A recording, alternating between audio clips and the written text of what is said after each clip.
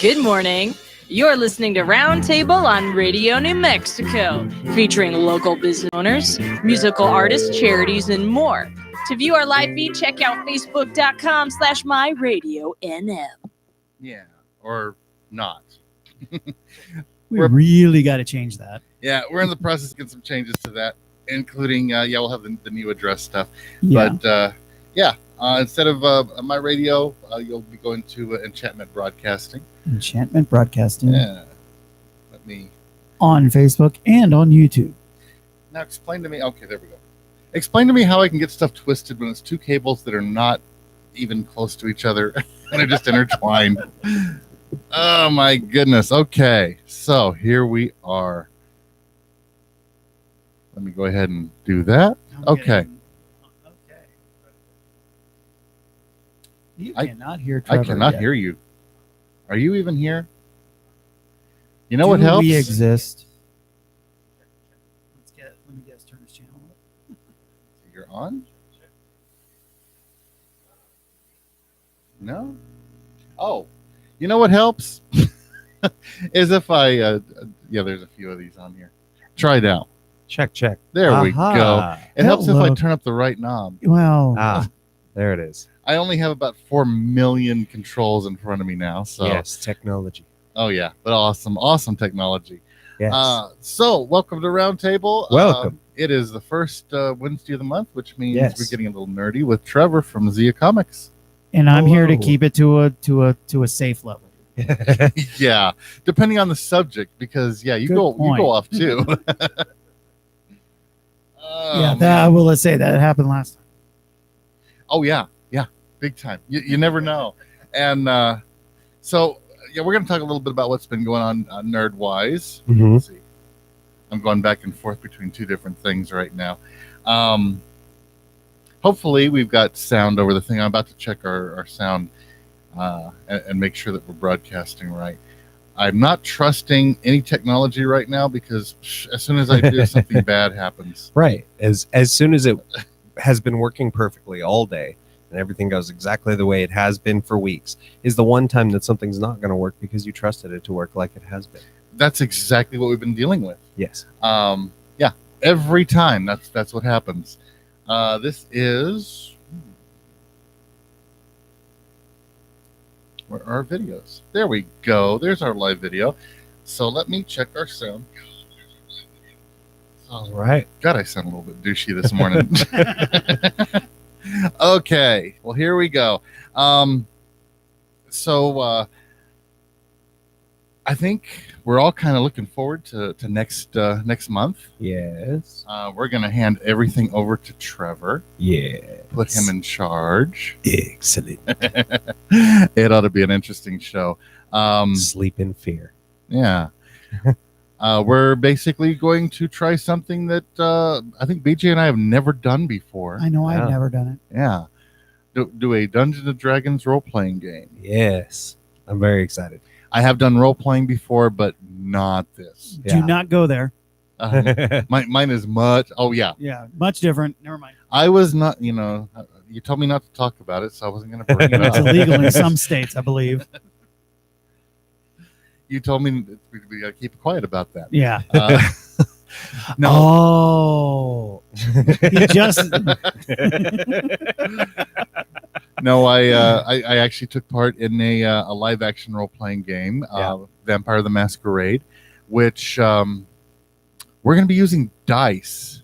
The game I played, it was Vampire the Masquerade. They simplify things anyway. Instead of having several different types of dice, you've got one type of dice on the tabletop. For the live action, they make it so much easier. It's rock, paper, scissors. Yeah. Instead of having to find some place to roll dice and hang on to your dice while running all over the place, because you're actually interacting physically in a live action role playing game. Yeah. It's kind of cool. All this stuff is make believe. It's just make believe for adults or adult age people. When we used to do excuse me, when I would hold like how to Dungeons and Dragons classes and whatnot, right. one of the first tips I would give to new players all the time is give yourself permission to be 6 years old again. Yeah, Yes. that's an important part of that. Is Yeah. you just got to detach and just kind of set everything aside and Yeah. let yourself And enjoy. as you and our viewers and listeners at home will discover, you don't have to worry about playing whatever bombastic character that you want to play, because I'm going to be 10 times over the top and do way more stupid voices. So. Yes. that is the job of the dungeon master. Yeah. The storyteller, entertainer. I actually Sound effects. yeah. I started watching what's the big group online that does Critical Role. Critical Role. I started watching theirs. It's interesting. Yep. It's very interesting watching Critical Role because the guy that's running the game, all the people that are involved in playing the game are all professional voice actors. Yep.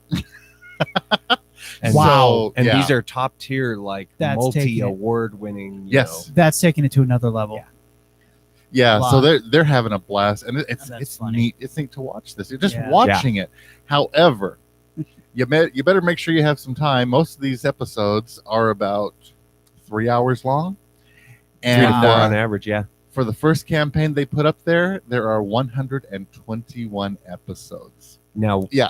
that is just the first campaign, and Yes.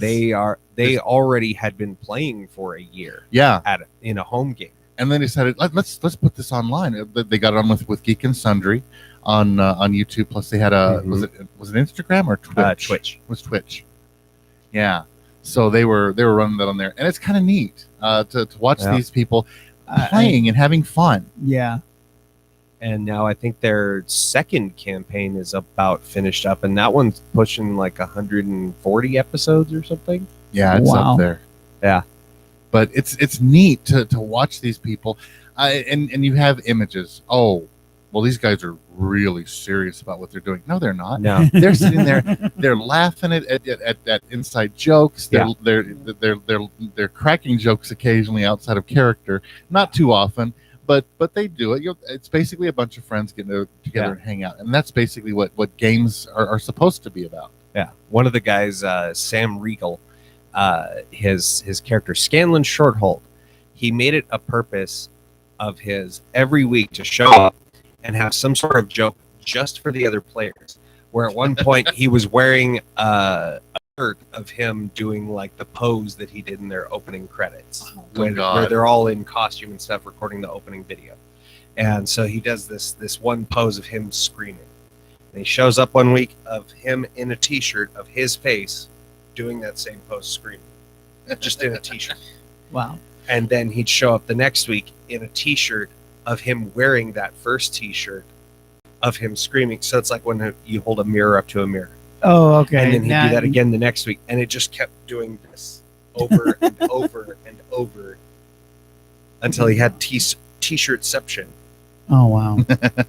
Well, and the thing is, they've also they ran I think it was a Kickstarter campaign, raised a whole bunch of money. Their first campaign that they did, they are in the process of turning it into an animated series for Amazon. Yep. Raised over So- $11 million. Mhm. That's M million. Yeah. $11 million for like 8 episodes, I think it is. I I think think maybe so. there's somebody that looks at the Kickstarter and goes, "Oh man, we were kidding." Yeah. Well, their goal was at like 850,000 or something. They're like, if we get this, we can do, like a half hour short, and hopefully everyone will like it. Yeah. Man. $11 million in 30 days later. They're like, let's go ahead and make it 8 episodes. We raised a little bit more than we thought. Wow. Yeah. And now they're their own separate entity. They've kind of split off from Geek and Sundry, and now are the Critical Role company. Yeah, they're doing their own thing, which is kind of cool. Yeah. So let's just deal with something real quick that I've actually had a couple people ask already. Yes. Well, Dungeons and Dragons, that's satanic, isn't it? No. Oh. No. There was a big controversy that came out in the 80s. Mhm. The game was being played by, well, let's just face it, it was being played by nerds and geeks across the country who didn't yeah. fit in with normal stuff. Right. Absolutely. So they were playing this game. There was a 14, I think it was a 14-year-old kid, 16-year-old kid, disappeared from his room at his university. He ended up dead, committed suicide. Yeah. And basically, this is the same thing that's gone on in a bunch of different things. You're aware of you work in comic book industry. You're aware of Seduction of the Innocent that came out in the 50s, where there was a psychiatrist who actually said that comic books were creating juvenile delinquents, were encouraging violence, and I believe he said suicide as well at that point. And basically, we had to control the content of comic books because it was destroying our nation. This thing happens regularly. We like to find scapegoats, Right. And Any sort of reason. D&D was one of those that happened with. Right. And that has happened with not just that. Remember, the Jack Judas Thompson. Priest, Ozzy Osbourne, Yes. they went through all the that. music music thing was they were big. doing They're that. playing the music. So you had music, you had RPGs, you had comic books. Mhm. In the late 90s, early 2000s, you had the whole Jack Thompson's war on video games, where Yes. he was trying to say that all of these, really tragic school shootings were all because of violent Right. video games. And it's like, Right. no. These are unfortunately really sad kids who just didn't have someone to talk to. And it's, I think it was, trying to remember who said it. There was somebody that said, if you're going to believe that this, and he called it an idiot with a guitar, Mm-hmm. Mhm. is going to make someone go out and kill someone, trust me, it's not the idiot with the guitar. That person already had that. It's just, excuse you're using. Yes. So I mean, I remember Dungeons and Dragons, and I remember we a bunch of us heard the controversy about the satanic, and we thought about the guys that we used to see at school huddling up playing Dungeons and Dragons. We're like, yeah, no, that's not happening. They are not satanic. They're nerds. Yeah. But they even did a television Yeah. movie with Tom Hanks at the beginning of his career. Oh. Where he got mixed up in Dungeons and Dragons, and he ends up crying at the end. I don't even know who I am anymore. Oh my God! And yes, I remember that movie. There was a movie, Dungeons and Dragons, in the theaters that Oh, was God. really, That movie would cause suicide. Yeah, It that was like horrible.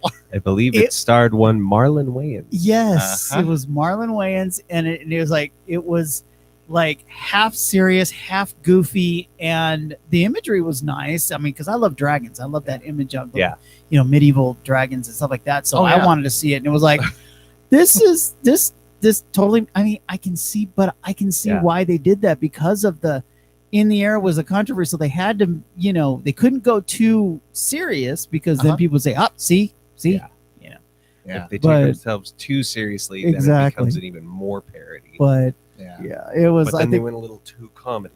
Yeah. But look at what's Well, coming. they had Marlon Wayans in it right there. You should have known it wasn't going to be that serious. True. They do have a new Dungeons and Dragons movie that is in the Yes. works, though. And I'm holding my breath that Yeah. they're going to do something decent. We'll see. And I would even be okay with bringing back Jeremy Irons as the villain, Oh my God. because he had the capability to be a great villain, and the movie just went like, oh, this people are going to make fun of this anyway. Yeah. Meanwhile, he's out there sending in like his perfect 10 performances, as he Oh, always yes. does, and everyone's just like, oh, he's such an over the top villain. Like, Uh, yeah, because you yeah. won't take anything else seriously. Well, take a look at crappy movies and other medium where they've gotten A-list actors who have gone so far over the top. The thing that keeps coming to my mind, and I really kind of want to watch it again, the Street Fighter movie. Yeah. Horrible movie. Was Jean-Claude Van Damme. Jean-Claude Van Damme. Ming Na Wen was in it. Mhm. Everybody did just it was not the worst thing ever, but it wasn't anything except for one thing. It was the last role by Raul Julia. Yep. He did it for the paycheck. Yep. He knew he was dying of cancer, and he went so far over the top. The movie has to be seen for him. Yeah. He is just amazingly good. Yeah, his portrayal of M. Bison, you watch it and you're like, oh, there's no way he's taking this seriously. And you're right. Yeah. He's like, you know what? But he's I'm not going holding anyway, anything but I'm back. going to have a blast playing this character Yes. that lights on fire and dives headfirst into people. Yeah. In a video game. Yeah, but Okay. he was just Yes. an amazing actor with everything that he did. Yeah, Tim Curry Oh. actually did some screen capture and video work for a Wow. game called Command and Control 3. Not a terribly great game, but the video of him, you play the game just so you Yeah. get to the video of him because he did it so far over the top. Yeah. That's cool. But speaking of Dungeons and Dragons in the media, it's interesting to me to see how many movies actually were intended to be Dungeons and Dragons movies, Yes. or similar properties therein. Somehow tied into it. And a lot of people just didn't even notice or know. There was a movie with Jason Statham called In the Name of the King, Yes. which I believe was a Dungeon Siege tale, I think. Which is Dungeon Yeah, we Siege gotta is find a video game similar to Dungeons and Dragons. It's a role playing game, but he plays a character I believe they just called Archer, Oh, okay. like the class where you would knock an arrow and shoot it from a bow. Hmm. Well, Netflix, the series, The Witcher. Yep, The Witcher. Well, The Witcher, yes, is another role playing video game. Mm-hmm. It's all very high fantasy. One that often surprises people is The Last Witch Hunter, starring Vin Diesel. Yeah, based on on one of his characters that Yep. he created and played. Oh, Yes. wow. In role, he's a role player. Yeah, Vin. I believe it's what is his name? Derek Vincent is his real name, I think. Came up with this character Halder that was a witch hunter, and just always loved this character. Well, he kept trying to shop around. Let's do this, Dungeons and Dragons type movie. No one was picking it up. They switched it up and made it this like, well, what if he's an immortal that's cursed by a witch? Gives them this premise. They make the movie. It didn't do incredible in theaters, but it certainly No. didn't do poorly. Mhm. And then lo and behold, full circle, because of that movie, people found out, oh, Vin Diesel, you mean the guy from the Fast and the Furious plays Dungeons and Dragons? Yes. And gives a call into Geek and Sundry saying he wants to play Dungeons and Dragons with their group online. Uh-huh. And then Matt Mercer, the dungeon master there, creates a Blood Hunter class for Dungeons and Dragons just so Vin Diesel can play Halder on their show. Mm-hmm. And then you get all of these, stories about like Joe Manganiello. Yes. Thank you. I was about to. Huge I couldn't D&D think of player. his name. He's since appeared on their show. In fact, he was in the Yes. final episodes of their first campaign. He was one of the big bads. Mhm. Uh, I watched a documentary where they actually took a film crew to some big national convention for D&D, and Mhm. he was there. mhm. He's the guy that he played Big Dick, whatever his last name was, in the stripper movies, Magic Mike, the Magic Yes. Mike movies. He played Alcide Herveau, the werewolf in True Blood. Mhm. He played, if you watch Batman v Superman, the end credits, he played a deal. They were teasing him as Deathstroke, the Terminator, which part of me still prays we'll one day see him play that role because he looks so damn good in the outfit. Yeah. Big over the top guy. And they were asking him, says, you played Dungeons and Dragons while you were growing up? He says, yeah. He says, did you get picked on? He says, no. Anybody picked on me, I'd punch him through a wall. Yep. He was always big, Yeah. but he was always embracing his inner nerd. Yeah. Which was kind of cool. By the way, another show that people may have heard of, that a lot of it's based on Dungeons and Dragons stuff. Stranger Things. Oh yeah. Oh. Yeah. They make reference to it a few times where they have the Constantly. Demogorgon and all that, Mhm. where the kids are beginning to try and explain these big cataclysmic events happening Yeah. through the mind of a child, which is, well, all we have to reference off of this is our D&D game. Yes. Which is kind of a cool thing to have thrown in Yeah. there. And basically what you're looking at is a game. Yep. People getting together, which we used to do a lot. Get Yeah. together and play games with friends. Get together and Before play there games was a with family. quarantine, kids. Yeah. Many years ago, Before there was the internet. before the world closed. Yeah. Yes, before the internet, Yeah. before everyone played D&D on Twitch Oh, or through live streams. You used to gather around a table and you'd throw these little edged polyhedral shapes called dice. and it wasn't just D&D. It was all Yeah. sorts of things. There was no words with friends at one point, which I know I'm now dating myself because people are saying, "What's that?" I don't remember that. So People would get Fortnite? around and they'd play Scrabble, they'd play Yep. Boggle, they'd play all sorts of board games. My sister and her husband came down about a month ago, Mhm. and I sat around with them and my folks, and we played board games. Yeah. You've got one of them. Well, you got several at your shop. Yes. One of them is that train game, Ticket to Ride. Ticket to Ride. Oh my God, that's annoying. It's a really annoying game, but playing with friends, it's kind of cool. Yes. An incredible game that I would love to play again. Unstable Unicorns. Yep. I'm not kidding. That really is the name of it.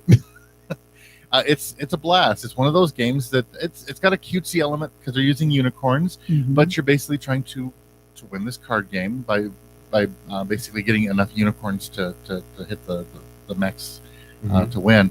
But in the process, you're building up your side, and you're also screwing over the other players, Mhm. which is in a board game is the only way you can get away with that without people getting mad at you. Right.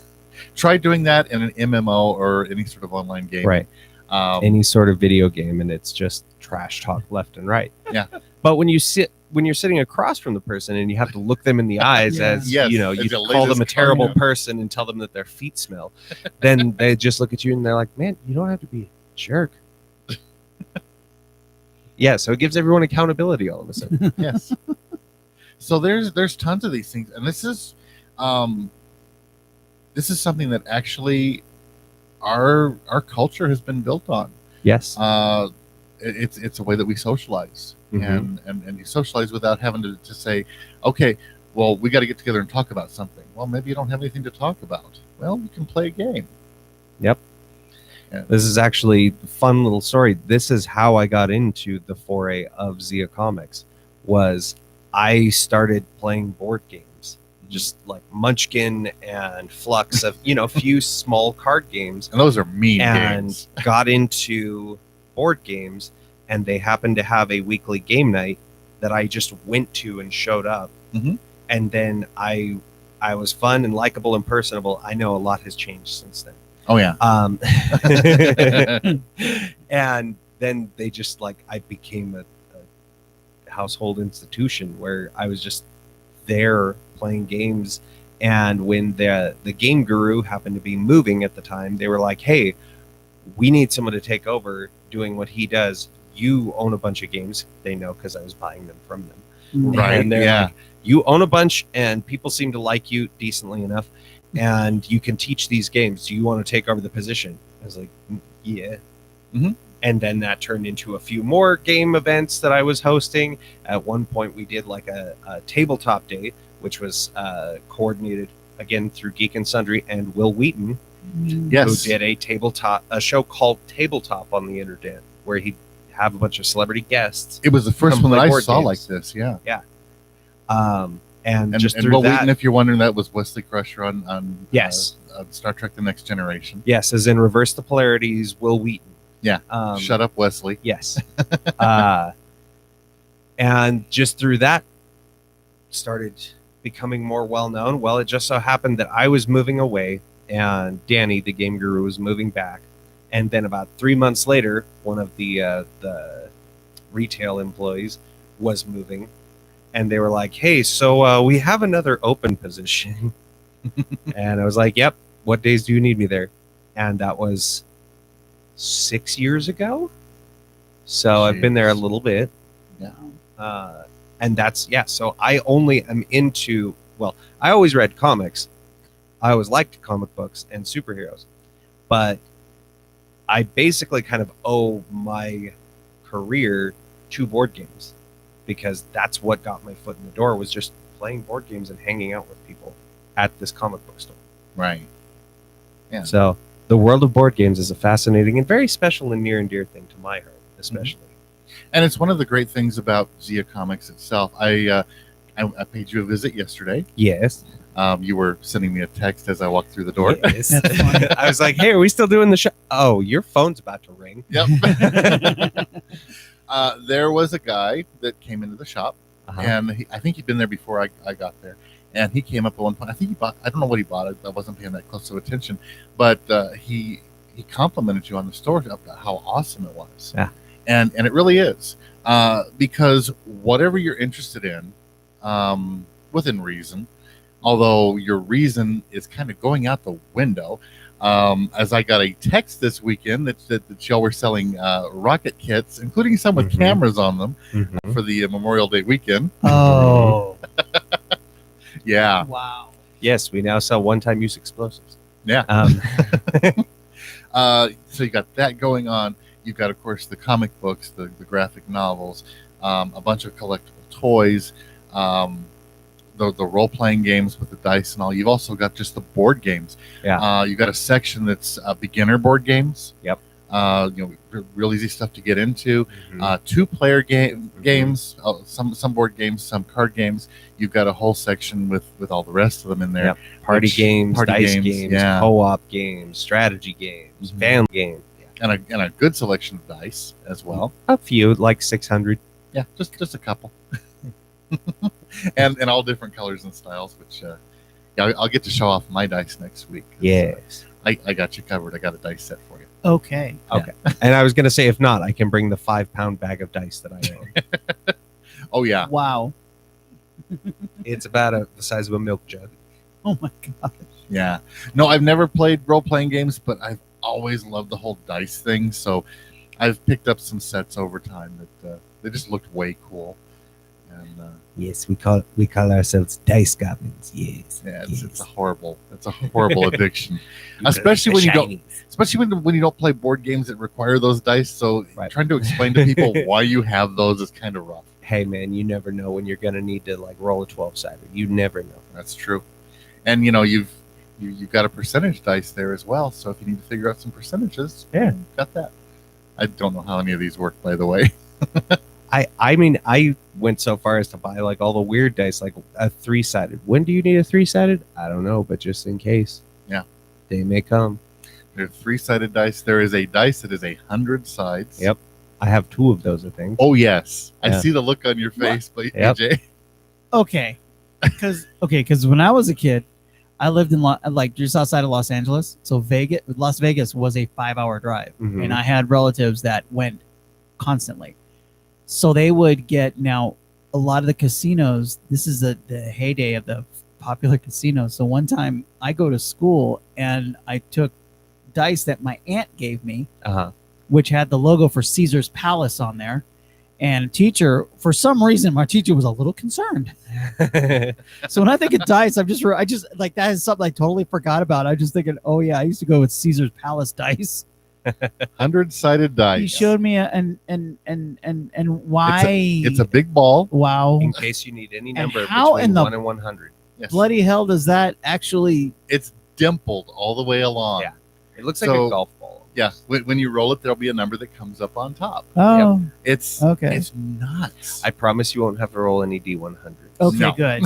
for next. I next don't- Very month. cool. I don't know of any games that actually use those, but I'm sure there's got to be. It's one of those things Um, where because it's there, you have to have one. So There is there's very few things that use it. Most of them are like fun fluff stuff in like D&D, where it's like, to get a trinket or something for your character. They'll have a Yeah. table with 100 different options, and you can pick one, or you leave it up to fate to decide, and you roll a 100-sided die, and whatever it comes up on, it's like you get, you have 2 tin soldiers, and one the head is broken off. These are just weird random trinkets that you have on your Ooh. person. Okay. Wow. Stuff like that. Or there's a few spells. There's some wild magic which can cause your magic spells to backfire and cause things to be like you blow bubbles for a month every time you speak. and it's in this table of just random effects that can happen. Okay. But most of the time, anyone who needs to roll it is usually the dungeon master, and it's usually okay. just to be like, well, I don't know how I want this to affect you, so let's let chance decide. Yes. And of course, there's just about anything you can imagine dice wise exists. There's a series of dice called Titan dice, and they're about that big, each of the dice. There are also some companies who do dice. Kraken is a big company that does these, and you can get a dice like this. Wow. A lot of times they're metal. They're massive things. You don't really want to play with them because even if you get them to roll well, you would destroy whatever table you're using. So Wow. yeah. Yep. That, Or like my sister has a plush 20-sided die. Okay. That's a pillow on her couch, but also one of the dice she has rolled during combat. That's awesome. And it's sitting on the couch and just grabs the pillow and goes, 17. And everybody sees it. You can't. I Fool anybody. just had an image of my wife playing this game, and she would take that thing and throw it off your head and say, "Oh, look what I rolled." Oh, my That goodness. could, yeah. We Yeah. have gone into an area where I am really confused because I remember seeing the guys with the different. Yeah, and Dice. you don't know what they're all about. No, I have Um, no clue. yeah, and we're gonna get a little bit of an education Yes. next month, but This will be interesting. Good. I have a feeling that is not going to be a 2-hour show. It may It can go a little definitely longer. go. Yeah. well, what we're talking about possibly is we'll do our 2-hour show. You guys both have jobs to get to, Yeah, and then get together after the fact, finish out the game, and pre-record it, put it up as that'd be cool. extra Yeah. footage for you guys. Aha. Then we can actually pull out multiple cameras and do some cuts a little better. I'm still learning how to use software to use multiple cameras on this show, Very cool. but we're kind of getting there. Very cool. But yeah, if need be, we got extra time because we're gonna have to do our regular stuff as well with the show as well. Right. But I thought this was kind of a neat idea. Basically, I just my first idea was just for you to take over and talk about D&D and role playing games like it, and it kind of evolved into this. Well, let's Yeah. play. Okay. Yeah. Essentially, what will likely end up happening as a standard session for Dungeons and Dragons can be anywhere from 2 to 4 hours on average. Mhm. Sometimes it'll be more. Depends on how much knit and grit the DM wants to get into and how shiny your players get. But generally, in about 2 hours, you can get kind of a the preface, the chapter 1, the setup Okay. to the mwahaha, mine is an evil laugh villain, Wow. and have that set up kind of Okay. there. I have done one-shot camp or scenarios that are 5 hours, and it's just a one and done. We go from beginning to end. You got your whole playthrough right there. I have done ones that I'm actually still currently in a game that we're trying to get finished up. That's been going since January. Oh, I had one that ran for an entire year, Yeah. wow. where it was twice a month, every month for a year. Yeah. You were running at one point multiple games that you Yep. ended up interconnecting the different groups that Yep. were playing. Yes, that was actually my first time running a consecutive Dungeons and Dragons campaigns, and it was through the shop Mhm. because I had a bunch of people saying like, "Oh, I Dungeons and Dragons sounds so interesting," and at one point, I think we had one of the largest weekly, if not the largest in the nation, weekly gatherings for Dungeons and Dragons in like an organized play setting, Oh wow. where we had at the old store like 7 or 8 tables, and you Mhm. could go in on like I think it was a Friday or Saturday in the early afternoon, and it would just be a room full of people playing Dungeons and Dragons at different tables, just multiple games running. Well, as fate had it, things shifted over the years. At one point, we got away from doing so much D&D because a lot of the dungeon masters moved away. This happens with anyone who's ever played a role-playing game group goes, yeah, I had a D&D group. And It happens with just about any club or group Yeah. of people. So yeah, I happened to start getting into doing Dungeons and Dragons, and was like, I could run a session at the store. I could make it like a Saturday afternoon. We'll get our game guru Danny to run the register, and I'll run D&D, and we'll get a couple people playing. That'll get the word of mouth out, get more people interested. Mhm. Well, within I think about 2 hours, I had 6 seats available. That I put an extra 2 spots for swaps in case someone missed, right? Because I'm thinking 8 people, not everyone's going to show up. Right. Everyone's going to have something going on. No, they didn't. So I wound up with 8 people, which is about twice as many as you ever want. Oh wow. Usually about 5 players is the most. And then I was like, well, I still have a laundry list of people who want to sign up. So I put 2 more seats in there and said, all right, I will leave this much, space, and I will figure out how to make this work. We've got 4 hours. Let's play. And then we had even more people coming in asking about it after they had heard about the other group that I was running. So I was like, well, let me run a second group, and then I'll just alternate weeks. And so I'll have this group on the first Saturday of the month and this group on the third Saturday of the month. And why don't I just, instead of me having to keep 2 separate games going, why don't I just put them in the same world? So I had one group in, one side of the town and another group in another side of the town. And they would have these, it must have been an awful town to live in, because, man, the luck they had.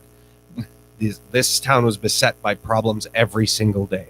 Multiple problems, but then it would work in such a way that I would have. It was Sunland Park, is what you're saying, right? There we Yes, go. exactly. Yeah.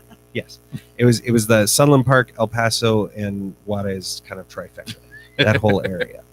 But the problem is there's only 2 groups to handle problems, but there's regularly 3 problems, so one thing goes unhandled, and then it's dealing with the fallout of that.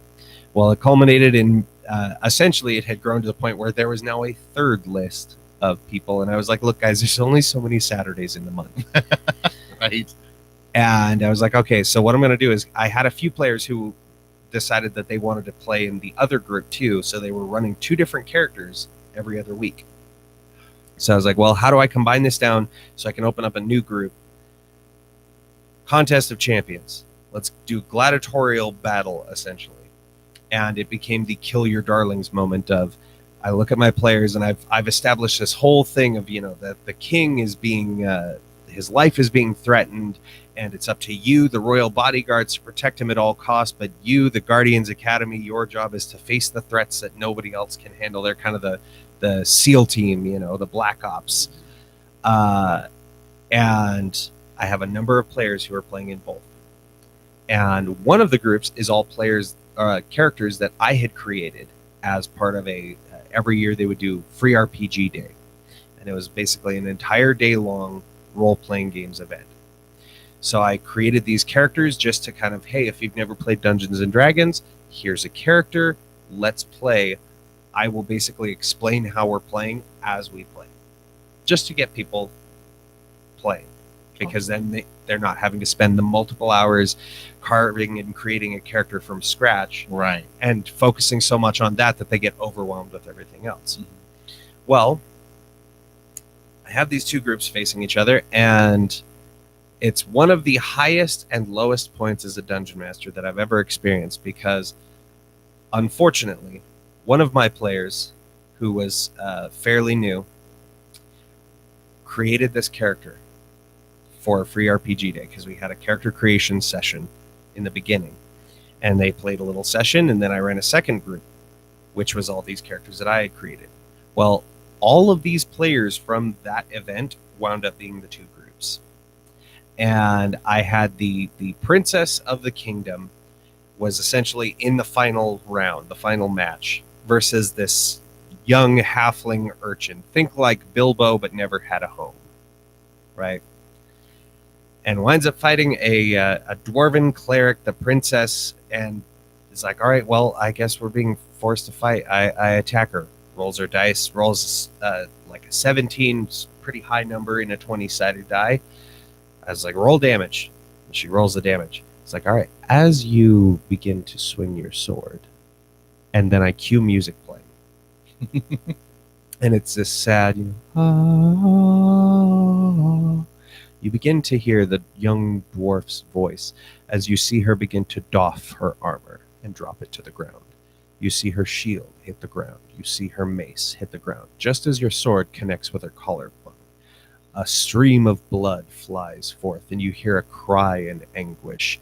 As you begin to hear a low murmur coming from under her breath, you realize that she is praying, not for her life, but for yours. Make your next attack roll. And she's like, I don't want to. No. And had this moment where like it would build, and every time she'd attack, I would then voice the character as she's getting hit by the sword, and essentially this cleric is praying for her forgiveness because she's a non-combatant. She's not going to take this life. And the entire room was silent. You could hear a pin drop. And it's the best feeling I've ever had, and was the worst because as the final kill shot hit, my player broke down into tears. Like, I'm talking like your child has just died and you just found out on the news, like wailing. And I was just like, I've just given this poor person a complex for the rest of their life. This is awesome. I feel terrible, but this is awesome. Yeah, it's this mixed thing. You change a few names and locations, you basically are plotting an overthrow of a small government. Yes. Yeah. As I regularly do on my days off.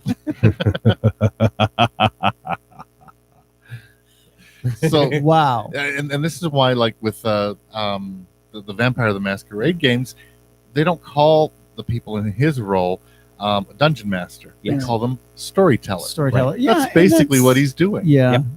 And that's what it sounds like. Yeah. We used to do this. I was in some writing groups that we would do this.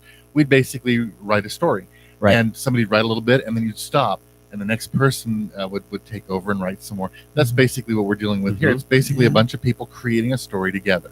Yeah. It's And, it's communal storytelling. yeah. It's improv. It's not about winning. There's no points to win. Right. And sometimes the best thing you do is have your character die because it forwards the story in a good way. It's a totally different thing than what you normally think of with games. Yep. A lot of people have taken Dungeons and Dragons to be it's us versus the DM. And that's like saying, well, it's us versus God. And Yeah. all we have to do is kill God and then we win. Mhm. Like, well, good luck. Because first of all, he could just like at any point throw anything that's way more powerful than you, or have a trap that you never could have possibly prepared for, and just kill you in one hit. That's not a good dungeon master. A good dungeon No. master is the one that goes, oh, here's your character. You have this story that your character wants to tell. And here's your character. And you have this story that you want to tell. Now give me those threads. And I'm going to tie those together. And I'm going to tie this narrative thread in there too. And then when we're done, we're going to have a quilt that is our story. That's what a dungeon master does. They're storytellers. You basically just yes-end yourself into the end. Mhm. Yes. I've spent So, many years doing improv, and I've yes-ended myself into a few endings. And we've talked a little bit about this Yes. at the shop. You're going to make things easier on us. Yes. We're not going to be Mhm. creating characters. Nope. I'm doing all that up front. Okay. Basically, when you create a first-time character, you're looking at probably a couple of hours minimum to create a character, just because there's so much there that you don't understand. And like I said, I've done it with Vampire, which took quite a while. And from what I can tell, it's a lot simpler than the D&D stuff. Especially when you start including all the different classes and types that you can be. It's a little insane. Well, and with 5th edition, I believe at present, there's 9 different classes, and I think somewhere around 24 races, and every single one of those can combine to possibly do something else. And then each class has about 5 or 6 subcategories that you could go. Yeah, that's And- a lot of options that I'm not gonna thrust on you guys. And there are some people who run games that allow for the most insane stuff possible, which is allowing characters to create what's it called, homebrew. Yes, homebrew. They create their own characters from scratch, including their own abilities, and it can get nuts really fast. And I have done a few before. Oh It my is God. a lot of work. If So you- I have much respect for anyone who can do that, but I don't recommend doing it. If you want to see something that's kind of cool to watch, there's a series on a YouTube channel called Man Shorts, MANN Shorts, and it's Dungeons and Dragons, sort of. They're playing different editions. The first ones that I found, it was Dungeons and Dragons Democrat Edition, Dungeons and Dragons Republican Edition. It's a comedy sketch, Oh, wow. Mhm. but they're doing this all with the tools of Dungeons and Dragons. You know, the dice rolling and such. Of course, it's all pre-written ahead of time to fit whatever the story is. They've done some amazingly great ones. They just did one, Grand Theft Auto, as D&D. It was horrible. They've done a whole series called Florida Editions. They've actually taken news stories from some of the craziest stuff that's ever happened in Florida, and they turn that into characters in this thing, and you just sit there and just laugh. So they play my favorite game, Florida Man. yes, they do. For those at home, if you've never seen, you can put in the words Florida Man and the month and day you were born into Google, and you will get some police headline Yes, that is wild and outlandish and should not actually have ever happened in real life, yet somehow did. yes. And it's Florida Man arrested for. I think one that I had gotten once was Florida Man arrested after coming up for air. You see, it turns out he had robbed his neighbor and went and dove into the lake and hid in a Looney Tunes style, like, let me get the reed out and poke Oh it my above God. the air and Yes. breathe. And they only caught him because he finally couldn't hold his breath anymore and came up and they went, "Is that him?" Okay, arrest him. Oh yeah. Wow. Oh, it's nuts. And the thing is, Man Shorts is actually they're actually in Florida, Yeah. so they're making fun of themselves in Yeah. their own state. Oh. At one point, the guys, I'm running down, I'm driving down the highway, I'm running from the police. And says, okay, we'll roll for. Oh, and by the way, I'm naked. that tends to be a normal thing with a lot of these stories. I crashed my car into a hydrant. The cops show up. I'm going to steal the cop car. Yep. And of course, they make the roles fit so that they can actually do what happened in the news story. That's got to be one of the craziest places to live, is especially Southern Florida. It gets nuts, and yeah, they just turn it into one of their little skits that they do. But they've done some more serious stuff. They did one. It was a teacher's edition, where basically, they're teachers in a public school, and by the time it's all over, all of them say, "I quit." No, Yeah. I'm not doing this. This is stupid, and because they're going through what a teacher would go through. Oh yeah. It's a neat series, and that's my only exposure to D&D, really. Yeah. But if you get a chance, check out those videos because they are very cool. Interesting. Well, and so there's a few different settings. So, as Randy said, he's got more experience with Vampire the Masquerade, which in and of itself had a few different subsets where you had tons. Mage the Ascension and Werewolf. Werewolf. I always forget the subtitle on Werewolf. There Wrong room. I don't have. Yeah. They're in the hallway. was a I- few different ones. Yeah. Mummy and all Yeah. kinds of different They subsets. they even did a superhero Yeah. series as well. Didn't do very well, but they did it.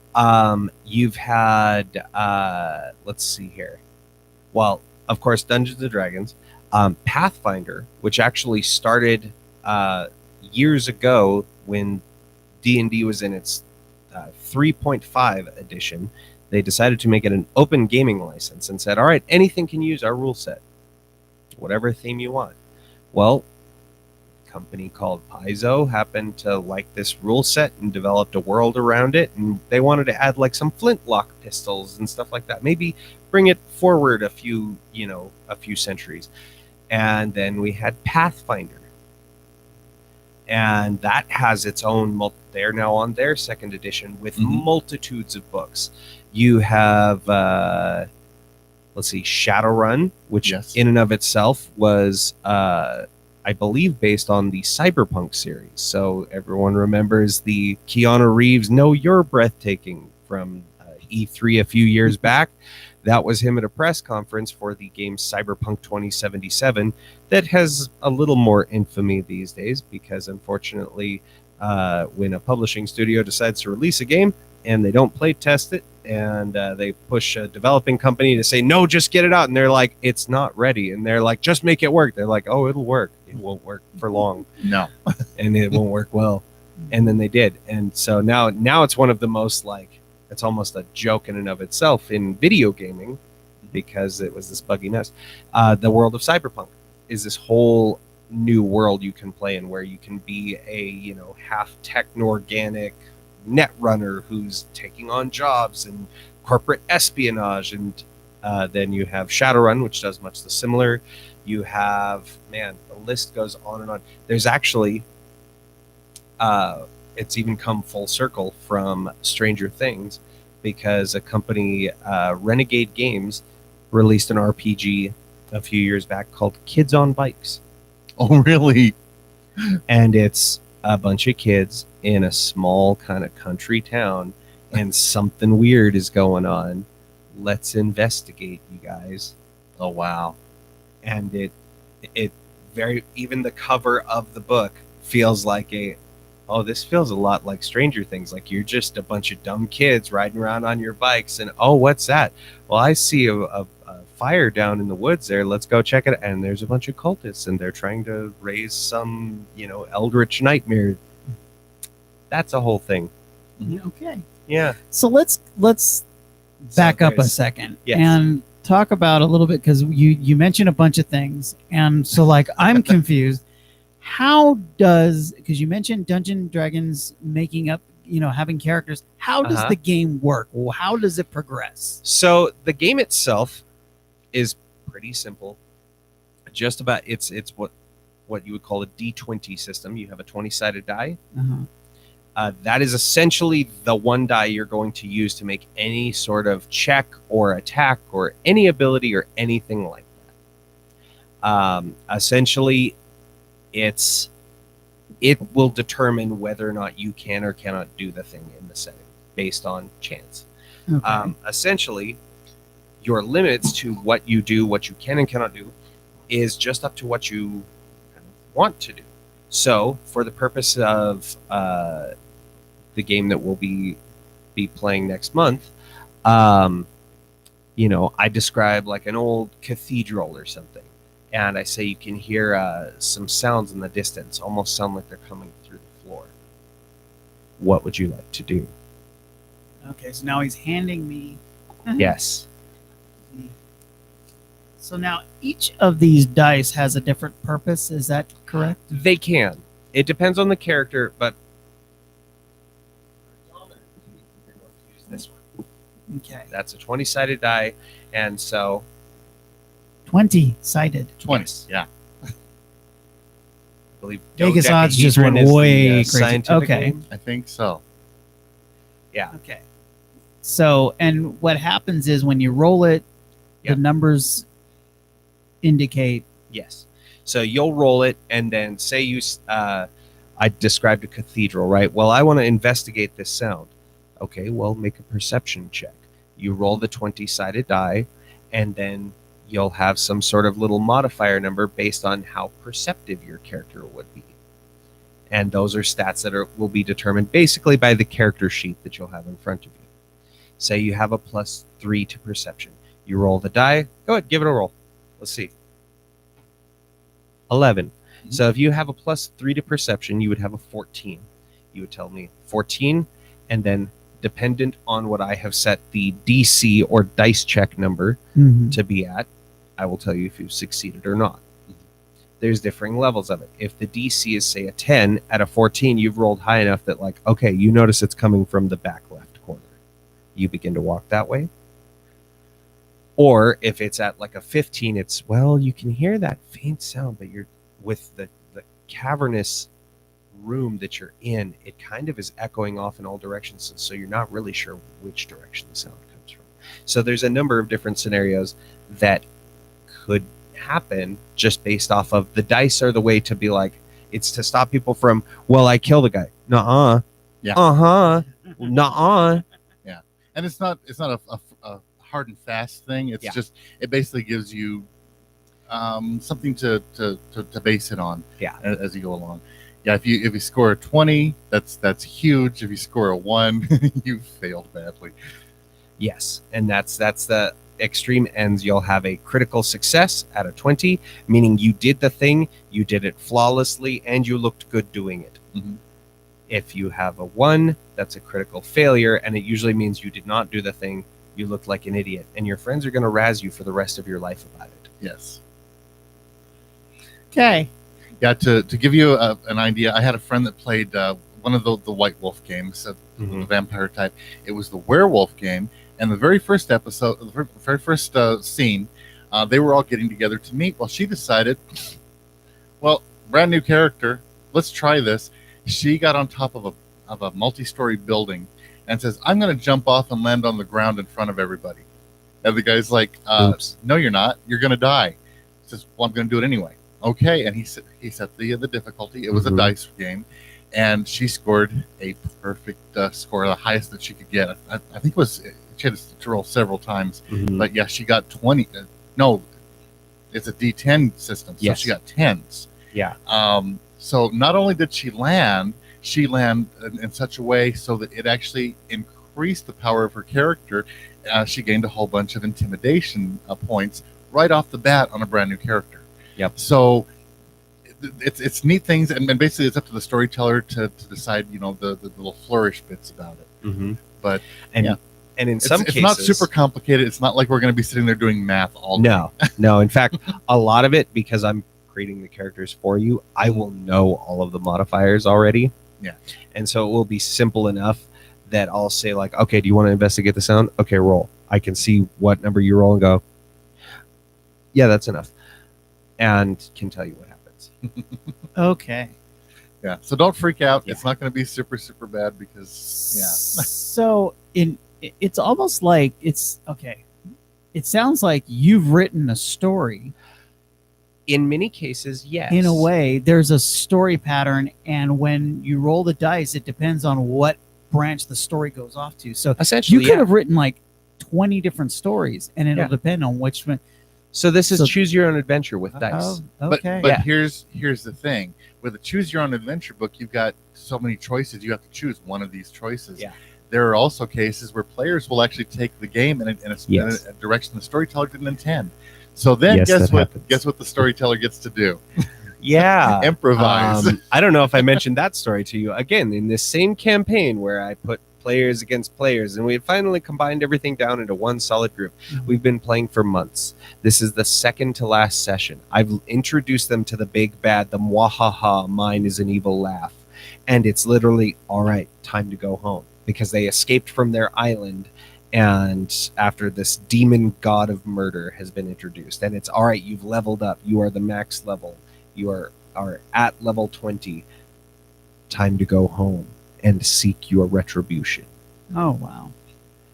And as they're like, all right, let's go do that. Hey, do you guys remember that farmer that we met like 8 months ago? And we gave him that cursed item as payment for room and board? Whatever happened to that guy? Yeah, we should go check on him. What do you think? Yeah, let's go check on it. We want to go to the farmer. Okay. Are you freaking kidding me? I'm literally setting you up for the final battle. The epic music is playing. We want to go check on the farmer. Really? Okay.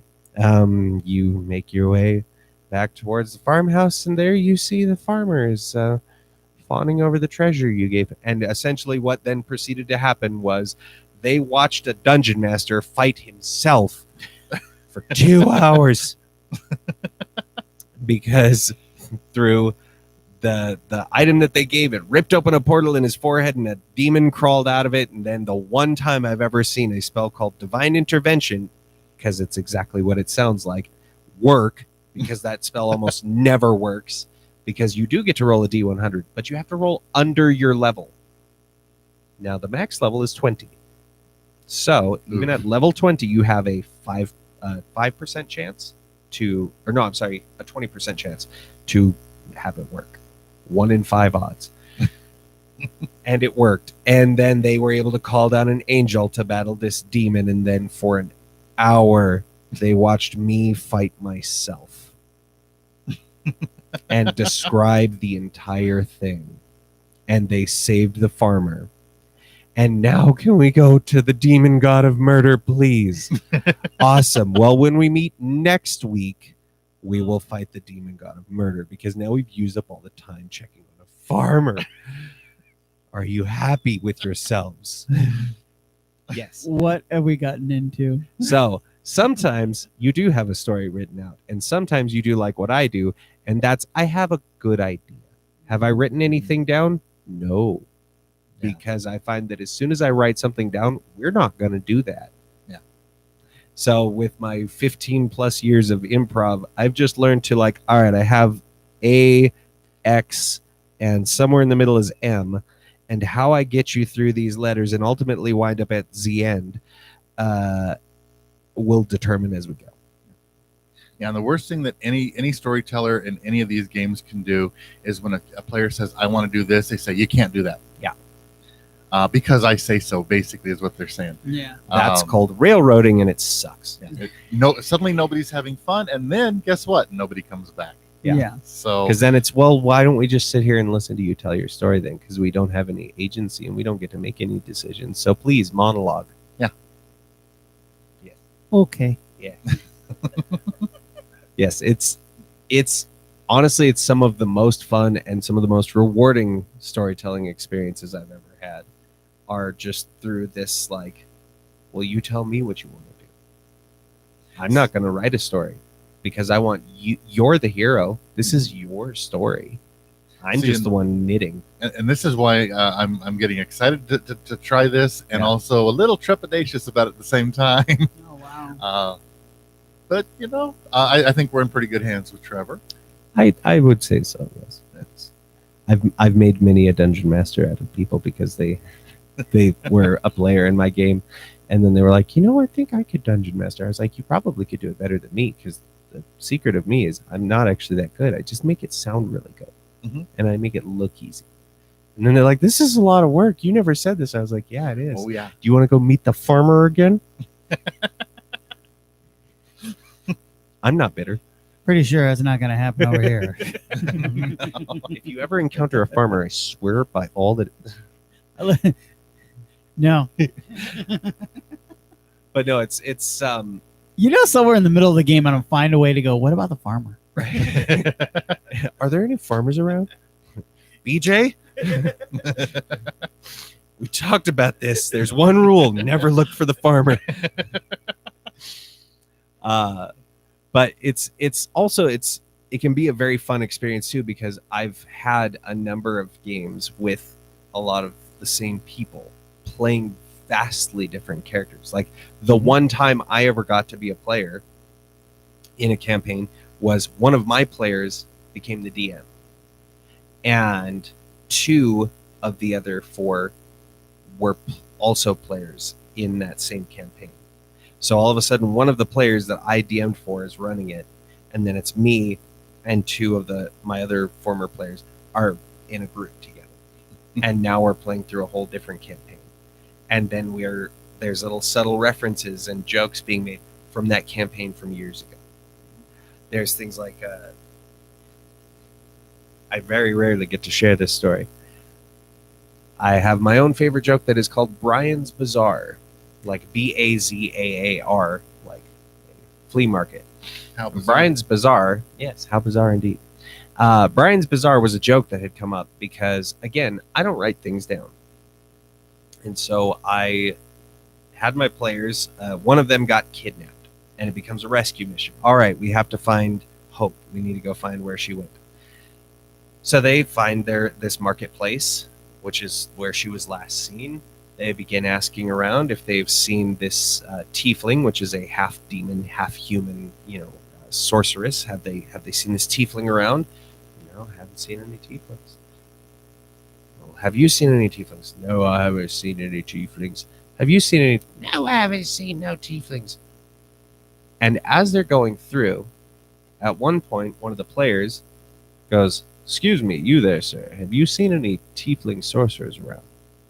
No, I see no one. For a bit of coin, could you have perhaps seen someone? Perhaps. By the way, good sir, what is your name? Now, again, I don't write anything down. And they kept loving to revisit shopkeeps Oh God. that I just pulled a just pulling name names out of out. the ether. And they're like, I want to go visit this leather worker. What was his name again? And I go, you need to keep better notes because I don't remember. So it was, what's your name, good sir? My name's Brian. Okay, well, Brian, here's 5 gold. Have you seen our tiefling? Yeah, I think I did. She was over at that booth there. Thank you, sir. Goes over to the other booth. Excuse me, madam. Have you seen a tiefling? No, I see no one. For a bit of coin, have you seen a tiefling? Perhaps. What's your name, madam? Brianna. They go to another one. What's your name, sir? My name's Brian. Are all of you named Brian? Yeah, how else do you think you get into Brian's Bazaar? It's the one prerequisite. There you go. And so ever since, anytime someone met a merchant, it's Brian. Or my personal favorite. So you're familiar with the Geek and Sundry show. You've seen a little bit of it. Matthew Mercer is the Dungeon Master. He's a very famous voice actor, and he always He's awesome to opens watch. every single episode with, the cameras kick on and there's the whole crew and everyone, and he goes, "Hello and welcome to another episode of Critical Role, where a bunch of nerdy ass voice actors get together and play Dungeons and Dragons on the internet." Yes. I have worked on this impression a little bit because at one point that very same tiefling sorceress wanted to get a new robe. Now, if you didn't know, the name for someone who trades in silks and linens and other fine fabrics is called a mercer. Ah. So my sorcerer went to go meet a mercer, It's a little someone who sold wizard robes, and walks in and and on the spot she goes, "Excuse me, sir, I'd like to buy a robe." And I turn real dramatic and go, "Hello and welcome to Critical Robe, where a bunch of nerdy ass warlocks get together and sew robes for wizards. My name..." And she goes, "What's your name?" He was like, "I'm the mercer." "But what is your name?" "Well, my name is Matthew, if it's important." just an inside joke thrown in. Because all of my players were fans of Critical Role as well. Yeah. And had happened to then subtly establish it as they were escaping this big bad, that this was all set in the world of Critical Role as well. So some of the events that were happening in the show in that week, I had begun to tie into our world as well. So they all had a wonderful laugh because I love pop culture references. And yes, ever since it was, "Hello and welcome to Critical Robe." It's just too good.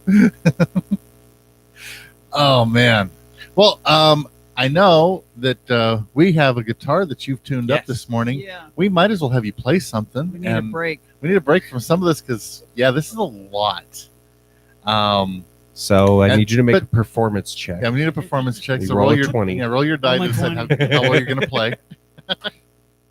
How well we go with that. That's all. Sounds like BJ needs to play a bar. Yeah.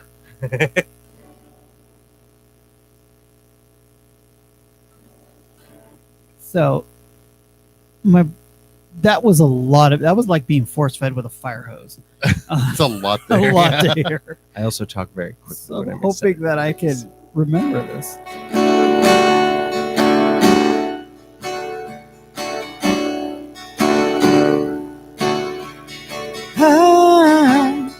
I'm a one-way motorway. I'm the one that drives away and follows you back home. I'm a street light shining. I'm a wildlife blind and bright and burning all and on. Uh-huh. It's times like these you learn to live again. It's times like these give and give again. It's times like these you learn to love again. It's times like these, time and time again.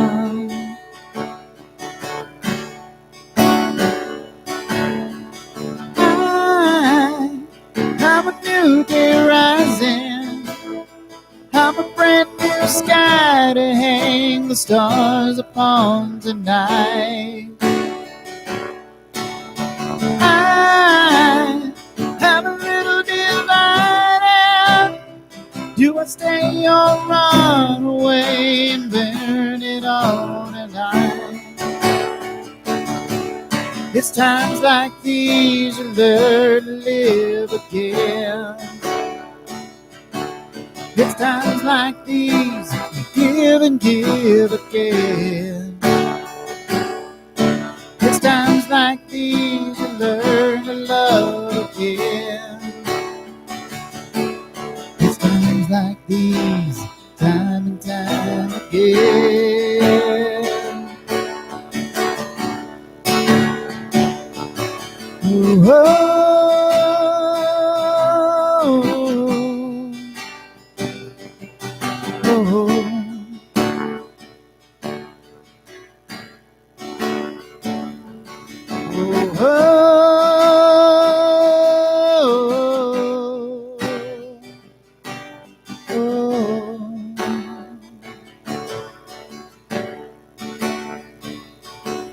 It's times like these you learn to live again.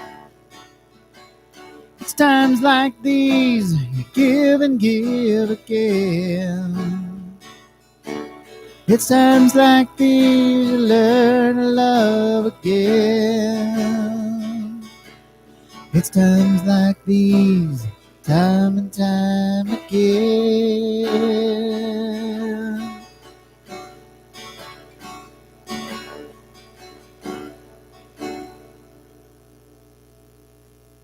Dude, good job. Glad I remember that one.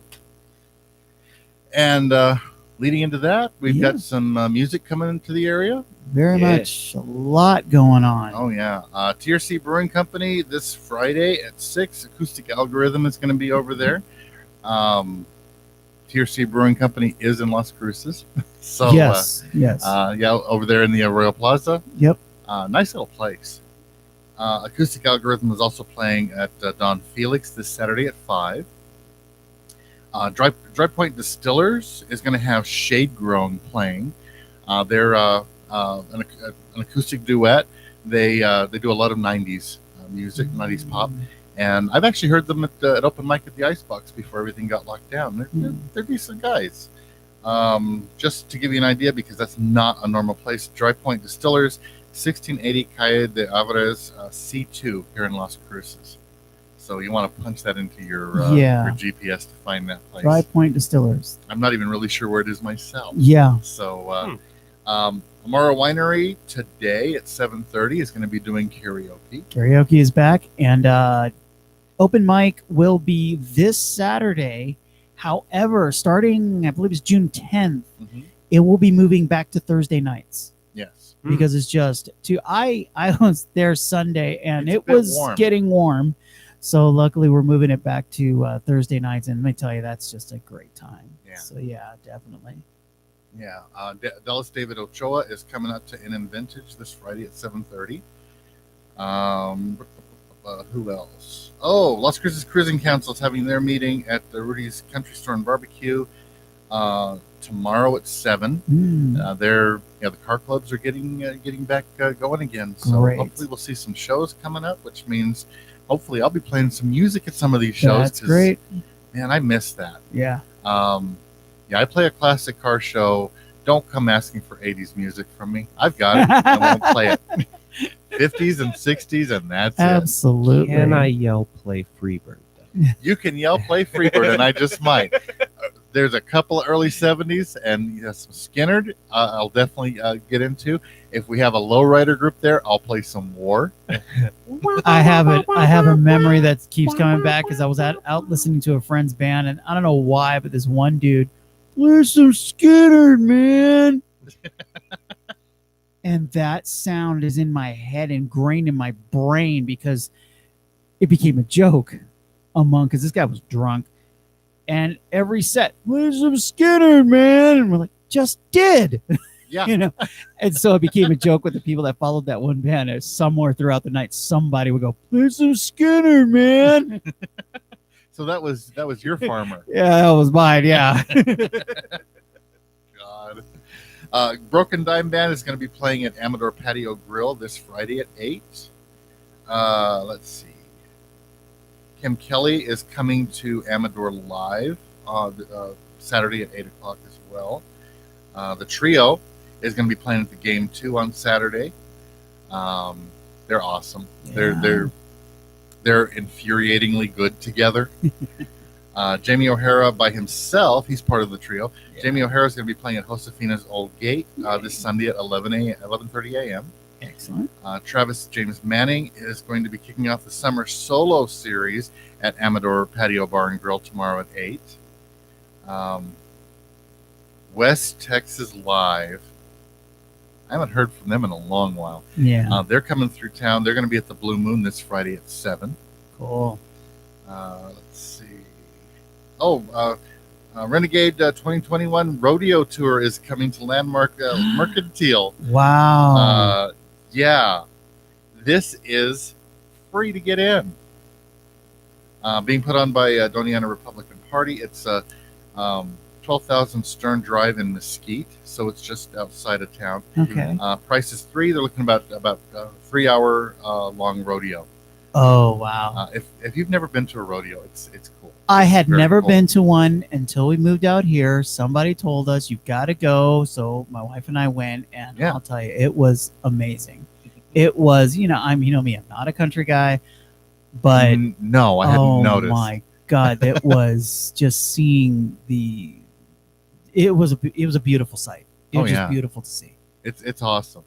One of the things that I remember is going on. We just passed Memorial Day, so I'm just like, the patriotism of I remember the biggest thing that hit me was every time I went to Dodger Stadium or any event in LA area, ladies and gentlemen, we ask you at this time that you please stand and remove your caps for the playing of our national anthem. Well, I go to this rodeo, and it was at the fairgrounds. The girl comes out on the horse with the American flag. Yes. No words said. No. Everybody stood up, hats came off. Yes. I was like, whoa. It's a We different looked mindset. at each other and we were like, wow, this is cool. Well, I just thought it was a beautiful thing. Yeah. It kind of showed how serious this place was about being, honoring our country. And it was great. And rodeo, man, that goes down to the heart of America. Oh yeah. So it's cool. Yeah. Got to Big go time. out there for that. Yeah. It's awesome to see. I've known some of these rodeo cowboys, and they're amazingly cool guys. I actually met one. I went to a karaoke event in El Paso. They created it was an old auto shop that they turned into a bar, and so yeah, they had I like it already. They had the roll up doors. So in the That's cool. summer, you didn't worry about it being too hot. They roll up the doors That's cool. and just make it an open deal. And I was out there, and I had my hat on, and was dressed a little country. And this one kid came up to me because I was the only one wearing a cowboy hat besides him.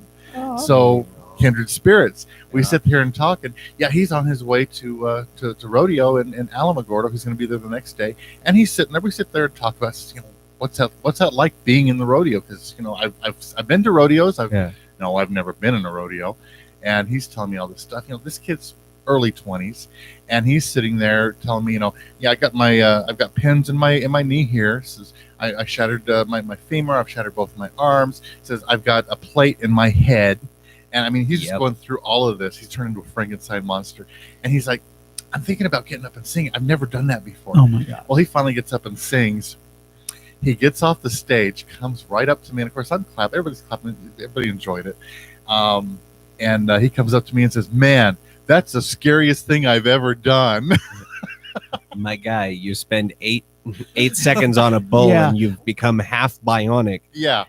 I've always wanted to And ask.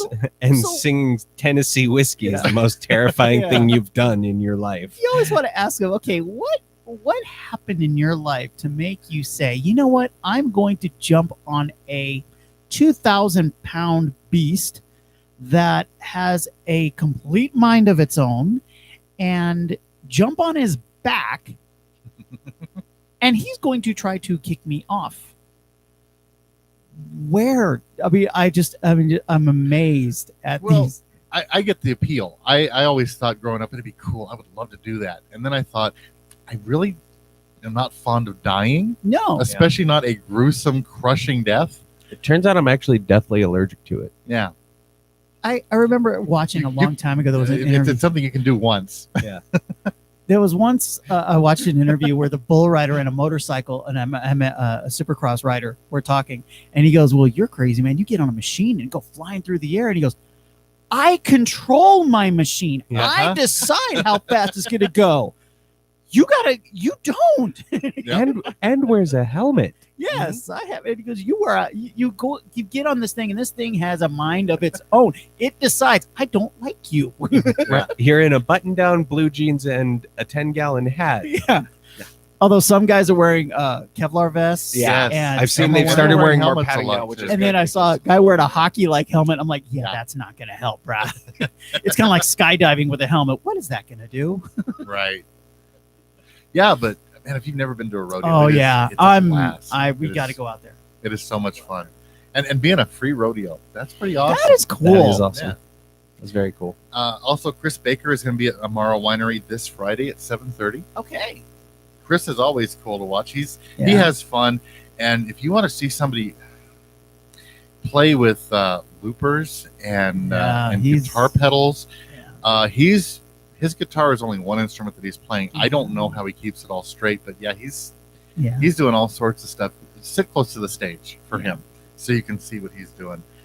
Kimmel Kelly Band is playing at the Blue Moon this Sunday at 2 p.m. Evolution Live at Blue Moon this Saturday at 7. Blue Moon is getting a bunch of Yeah, they different artists. redid their whole area, and man, I'll tell you, their stage area is just awesome. It is great, and they got a big dance floor too. So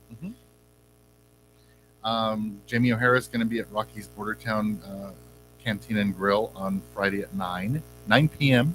Mm. It's a little late for me. Let's see. Jessica Flores is going to be back at the Sombra Antigua Vineyard and Winery. And try and get a hold of her, see if we can get her on the show. cool. She's been ever since lockdown started being let up. Her name has come up a Yeah. lot, which is always a good scene. Yeah. Also today at 5:30, if you happen to be up around the Tell Shore 12, Food Truck Fiesta is back. Back. Oh, how fun! Let's see. That's this week, cool. Green Chili Patty Wagon. They're great. Party Yeah. Animals Entertainment. They'll be doing the music. Happy Dog, Tasty's Boba, Smiley's Wood Fired Pizza, Laristra Express. You want really good Mexican food? Yeah. Oh man, they're amazing, and their gorditas. If you've never had gorditas from Laristra, even if you don't know what a gordita is, order them, try them, you'll love them. Fresh made food, Luchador and El Campesino food trucks are all going to be there. I got no information. I don't know if they're doing the tickets for buy one movie pass get one free. Yeah. I do know that you can take the food to Yeah. the movie. That is so cool. The Tell Shore 12 is our only theater in town that's open again, Yeah. and they've got every theater has the leather plush recliners. They've got little fold out tables so you can put your food on there, and it's just a really nice deal. I'm glad to see them finally opened up because I Yeah. know this has been hurting them badly. Yeah. This is yeah, it's been awful for them. But even if you just go out there So. to pick up food, Yeah. they'll be going until 8:30. Cool. So if you happen to be up that way, it's a neat thing. Yeah. And my favorite food truck has not been back yet, Ah. but hopefully that'll change soon. I'm hoping they're still around. That's Chongo Burger. Oh, Love me some Chongo Burger. I actually have one of the Chongo Burger T-shirts. You wear their T-shirt when you get there, and you get a discount. that's Nice. cool. I've actually had. I am huge for burgers, so Oh yeah, yeah, I'll and have to try it. theirs are amazing. Yeah, They're as juicy as anything you get in, Yeah.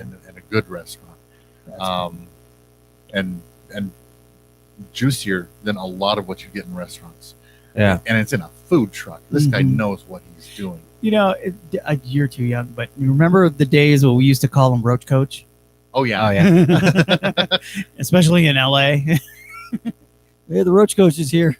All right. It's, That is go. Those days are gone, man. Oh, 'Cause yeah. these food trucks are better than some restaurants. Yes, and actually you've got to go through a higher degree of Yeah. inspection standards. Yeah. than, Yeah, than you do in a restaurant. It's been different, yeah. But I remember when we first came out here, we went to the farmers market, and I saw this truck, and it had a Cuban beef sandwich or something like that, and I tried it, and I was like, "Oh, we're gonna love it here." Every day we were trying to try Yeah. something new for the first. We were out here, and it's like now we have our favorites all over town. It's like we want this, we're gonna go here. Every restaurant has that one thing that we Yeah. order the same thing from every restaurant. Yes. I also mentioned car shows. Yeah. We have one coming this weekend. This weekend, where? This Saturday, starting at 7 a.m., it's going to be at the Telshore 12. Okay. It's the Gold Star Memorial Top 25 Car Show. It used to be the Borman Car Show. Oh. They're moving it from Borman over to Telshore 12. It's put on by veterans in this area. And I won't be DJing this one, but I'm going to go out there and check them out. Oh yeah. The basically to enter your car is a $25 charge. To go out there and check out the car is totally free. All money raised will be benefiting the Gold Star. Gold Star Memorial Fund and Honor Flight of Southern New Mexico in El Paso. Oh, very cool. The Honor Flight guys will be out there. They're great guys to talk to, and I may sweet talk them. I've had some Honor Flight people on my political show. Yeah. We need to get them on this show. Yeah. It's neat. I was given the chance to help them out at one point by getting them some music.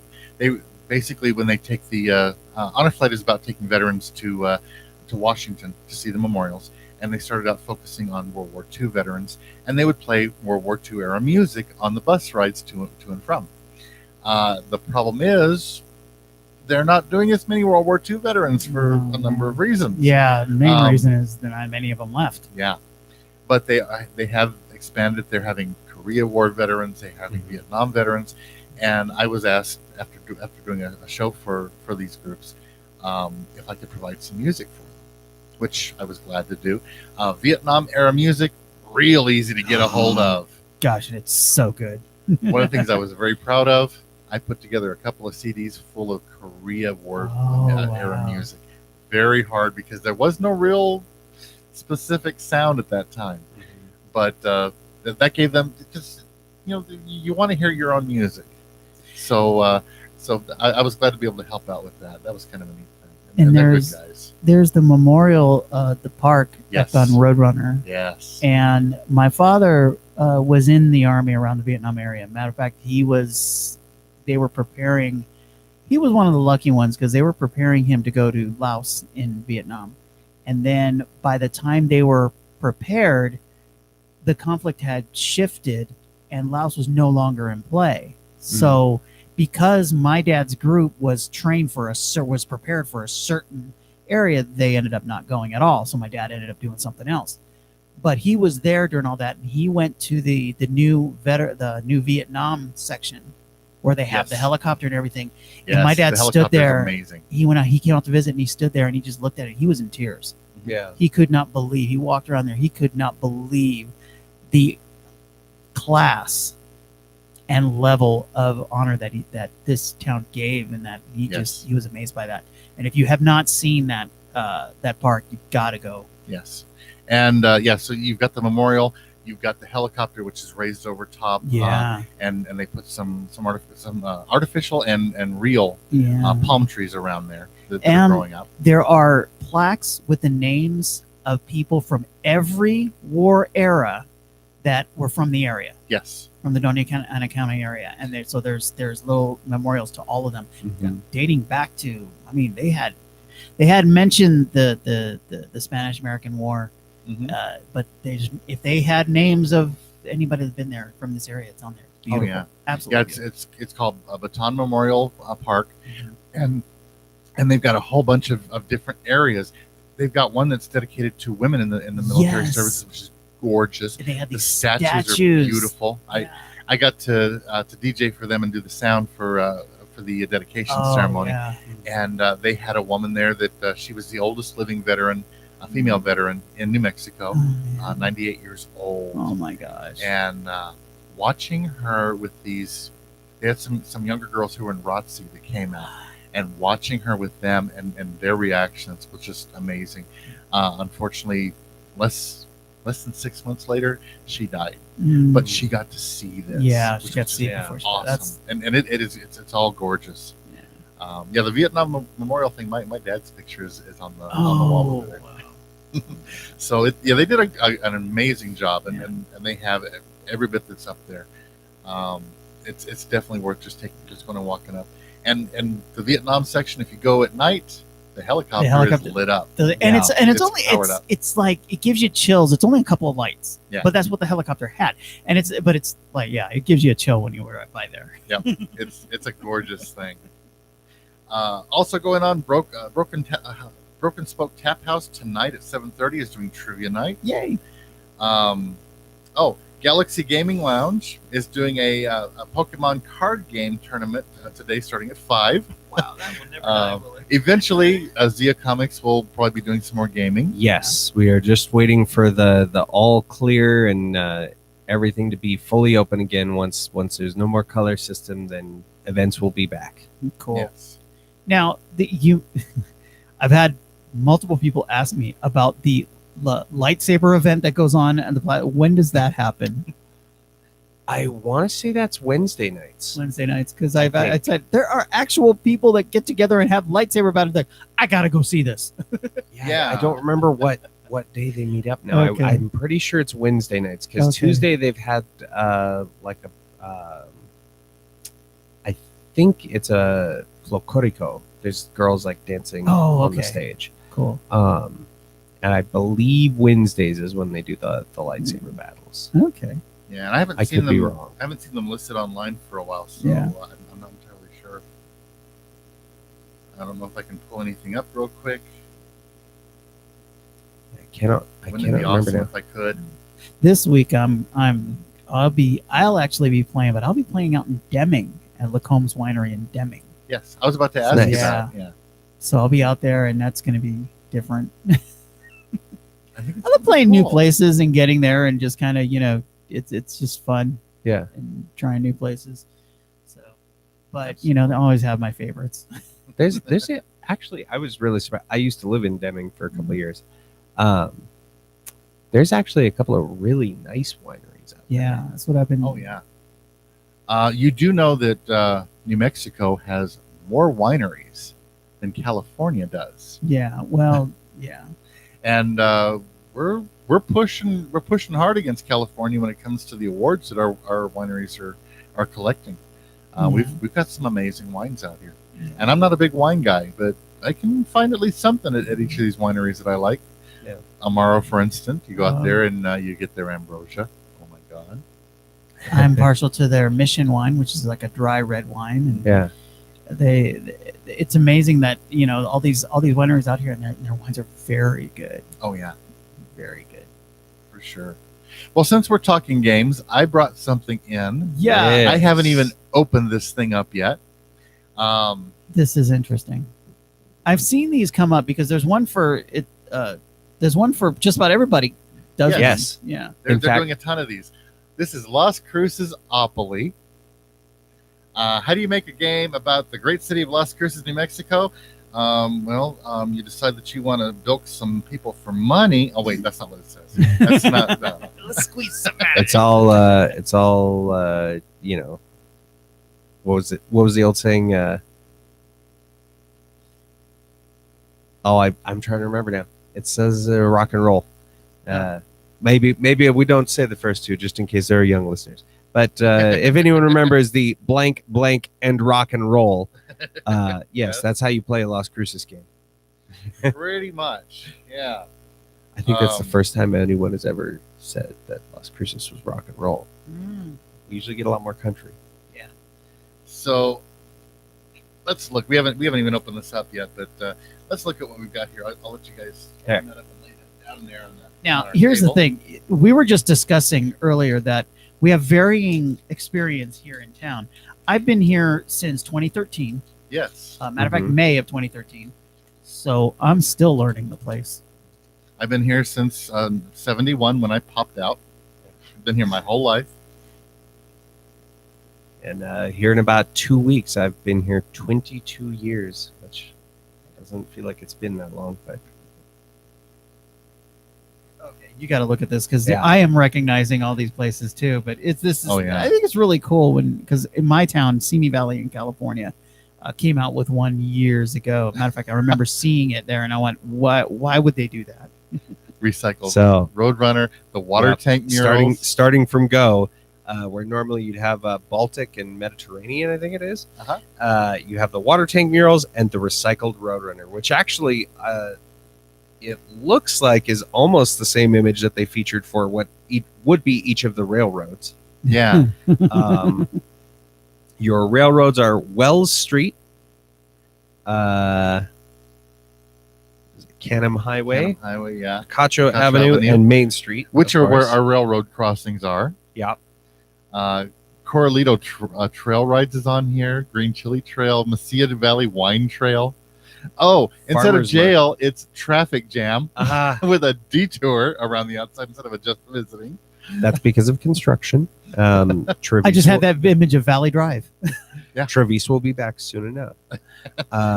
There's Country Music Festival on here. Yes, which actually hasn't happened. No, it's been a it didn't couple happen of this years. past year. There's the Shed. One of my personal favorites that I just recently tried because I live a block from there now. La Nueva Casita Cafe. Yeah. Wait, Go look at- get oh, if you yes, like burgers, yes, yes. go get the El Gus. Oh yeah. It's got the Farmers and Craft Market, which is, Oh, that is a staple here. and it's right in the same place that Zia Comics is. Yes, Yeah, it's right by happens Zia across Comics. the street every Yes. Saturday. Downtown. And part of the reason why I never make it to an open mic because by the time we close, I'm just like, I can't. I'm Yeah. exhausted. Please, But I we're need going to be sleep. moving it so you can do it then. Excellent. It'll be 7:30 on Thursdays. Perfect. I'm off Thursdays, so There we go. now I have no excuse. Young Park. Uh-huh. You have Field of Dreams, Southern New Mexico Speedway, Rio Grande Theater.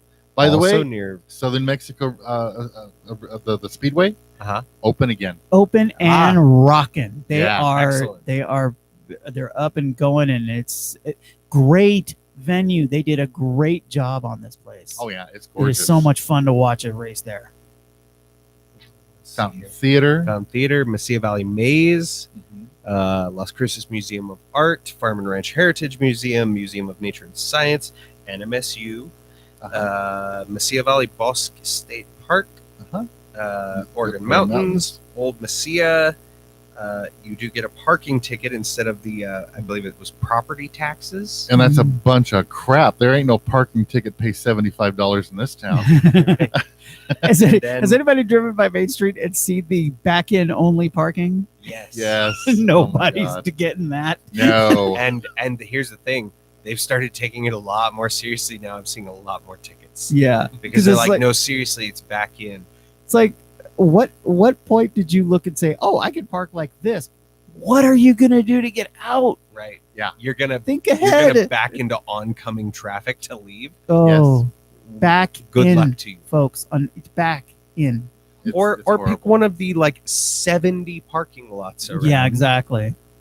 I mean, granted, I'm a little bit of a snot now because I live 2 blocks from there, so I Oh, just yeah. walk to work. When So we- excuse me while I push my glasses at the bridge of my nose. But if you lived nearby, you Yeah. wouldn't have to drive. But no, there's tons of parking lots right Oh yeah, all over the place. We right used to next park. to the electric company, Yeah. right behind US Bank is right the there, music too. box. Oh yeah. You have Yeah. all kinds of parking. Yeah, Even especially on weekends, the bank parking lot is open. Yeah. Because the bank is not. That's Yeah. where we usually park in that part and just walk over and And if it's something going on where all the parking is full, for the most part, taking a walk out here is Oh, always yeah. nice. Oh, yeah. Our weather is never terrible, and when it is bad, it never lasts for long. Yeah. Yeah. So, We we got little things. yes. So What are the So we got a little dog. We have a which tiny, is this is a very very dog friendly town. Oh yeah, looks we got a shoe because we Of wear course. shoes. We got a heart because I think everybody loves Las Cruces. Yeah. A pretzel. I don't know that this is Okay. a pretzel area. We've got what looks like a Joker smile. I could make a gang remark at that point. Exactly. And there's a high five. Okay. okay. As far as pieces, So that's the pieces. Interesting. We got the cards. We've got, of course, all the cards for the properties. Then and we have. I did notice Boardwalk was the Plaza de los Cruces. Yeah. Property tax, pay $25 for each city block owned, that sort of thing. Yeah. 4:05 p.m. You've been towed. Pay $50 for the center of the board. Yeah, that's pretty damn specific. Yep. Bank error, 'Cause it, detour, get out of traffic jam. Yeah, we're the official, the unofficial state flower of southern New Mexico is the traffic cone, Traffic cone. or barrel. There was a story. Our state bird is a tumbleweed. I used to drive I drove a truck for a year, and there was a story I was listening. We were talking on the CB, and there was a guy that was so much construction going on all over the country that he said he went home for a few days and was sitting out on his porch, and he just didn't feel comfortable. So he drove down the street, stole one of those traffic barrels, put it in front of his porch, and he felt better. Yeah. He felt more comfortable. They got a card in here. Monday morning, roll again and move back the number of spaces shown on the dice. Gross. Yeah, that's the way I kind of feel most Mondays. You are crowned Miss Las Cruces. Collect $100. That would be the second time for me. Turn the alarm off and lose one turn. Yeah, lots of traffic jam stuff. Cause duh. Whoa, what a sight! Advanced token to the Mesilla Valley Bosque State Park. Advanced 3 spaces. Rush hour traffic. Go directly to traffic dam. Do not press go. Do not collect $200. Shopping spree. You've been elected mayor. Pay. Go ahead. They know our city. You've been elected mayor. Pay $20 to every person who voted for you. That's straight out of it. Never mind. The mayor's going to now sue me. Out of gas, pay $75 to fill up. Yeah, that sounds about right. You recycled all your aluminum cans. Collect $15. Walk your dog. Advance to Young Park. This is kind of cool. Yeah, so these are, instead of being the normal cards you have, they're big fun and contingency cards. Yeah. It's your big night. Advance to the Rio Grande Theater. You place first at the state fair crazy hat contest. Yes, there is such a thing out here. This is kind of cool. I like this. You ate too many tacos at La Nueva Casita Cafe. Lose 1 turn to recover. Oh, please. I will That's tell you one thing. There is not any such thing as too many tacos. Not ever. Not that I've found yet. So, yeah, that's and they've got little, I guess it's house boxes and then it's keys. Like, I guess keys to the city. I don't, or key to the house. I don't know. That's interesting. I don't know. I remember we moved out here. I don't know where we were and who it was. I can't remember. I just remember what we said, what's Taco Tuesday? And we got God. They looked at us. We just got here. We had to prep it. We just got here. Oh, okay. So that's kind of cute. And they're doing That these is for a lot of different cities. That is fun. Oh yeah. Every um, city has, just about it. Cause I mean, Simi Valley had one. And they used to call it a hick town. Yeah. It's a town that we were just talking about how there was like these big shopping centers and stuff. And I remember riding my bike through those empty fields. Yeah. And that's before I left. Well, I just thought this was kind of a neat one because It is really cool because this is a neat area, and Las Cruces is a neat city. We've got a lot going on, a lot of stuff that people don't even know about. yeah. Um, The interesting thing also is that, like, in the town Simi Valley, I was one of the few that were born and raised in that town. Out here, it's the opposite. I mean, they don't ask where you're from; they ask what high school you went to. yes, Yeah. yes. So that was just weird to get used to out here. It's like, really, and they don't leave, and then now we're like, yeah, we can see why. Oh yeah. And there's some rivalry stuff that goes on, but it's never Oh my god! it's never really all that serious for the most part. It's fun. I have a client. I was doing her nails, and she had to get blue and red Oh for boy. Las Cruces High School Mhm. because her grandson wrestles, Oh no. or nephew wrestles. Yeah, but he's fan, so she supports him. But she said she already made the appointment to get it off of her nails because she was from Mayfield. Ah, Oh my. And she says, my hands itch when I have these colors. Oh my So god. it's like, and as soon as she comes back from this tournament for her Yeah. grandson, it's like, I want green and gold. And when I get back, okay.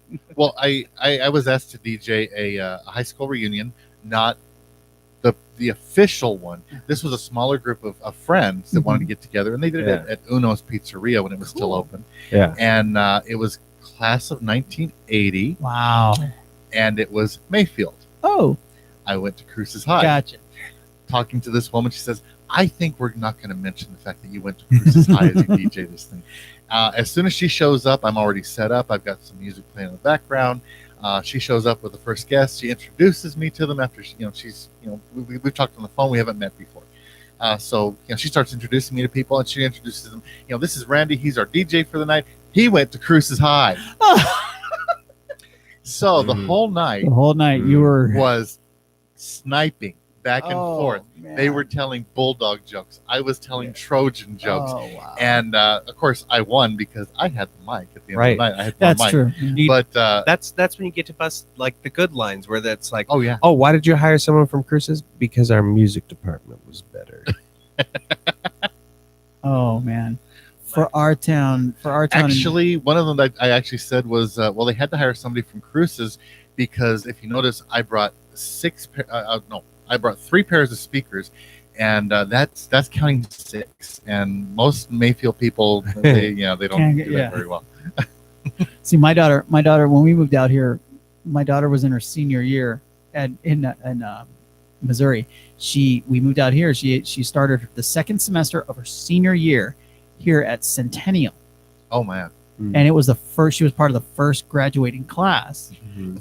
But she didn't realize until later that how lucky she was because Centennial, you get kind of a pass. yeah. Kind of a pass. They don't rip her but it's like she's like, these people are serious. Oh yeah. The big thing out here, and at that one point we had 2 high schools. That was it. Yeah. Cruces High, Mayfield Mayfield. High, and the big And- thing was the big football game between the 2 of them. Yeah. There's actually a documentary out there that was Oh, made wow. on that. In Simi Valley, we had 2 high schools, Simi Valley High and Royal High. I went to Royal High. Simi Valley killed Royal every year in the football game. The big Mhm. game killed them every year.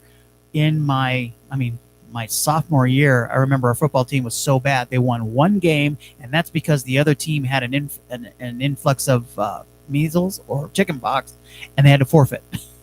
That's the only game they won. So finally, my senior year, Royal won the football game. There were people from our student council that went to the mayor's office and the city council office, and they asked for permission because as soon as the game was over and they won, they went out and covered all the signs going into town that said "Welcome to Simi Valley."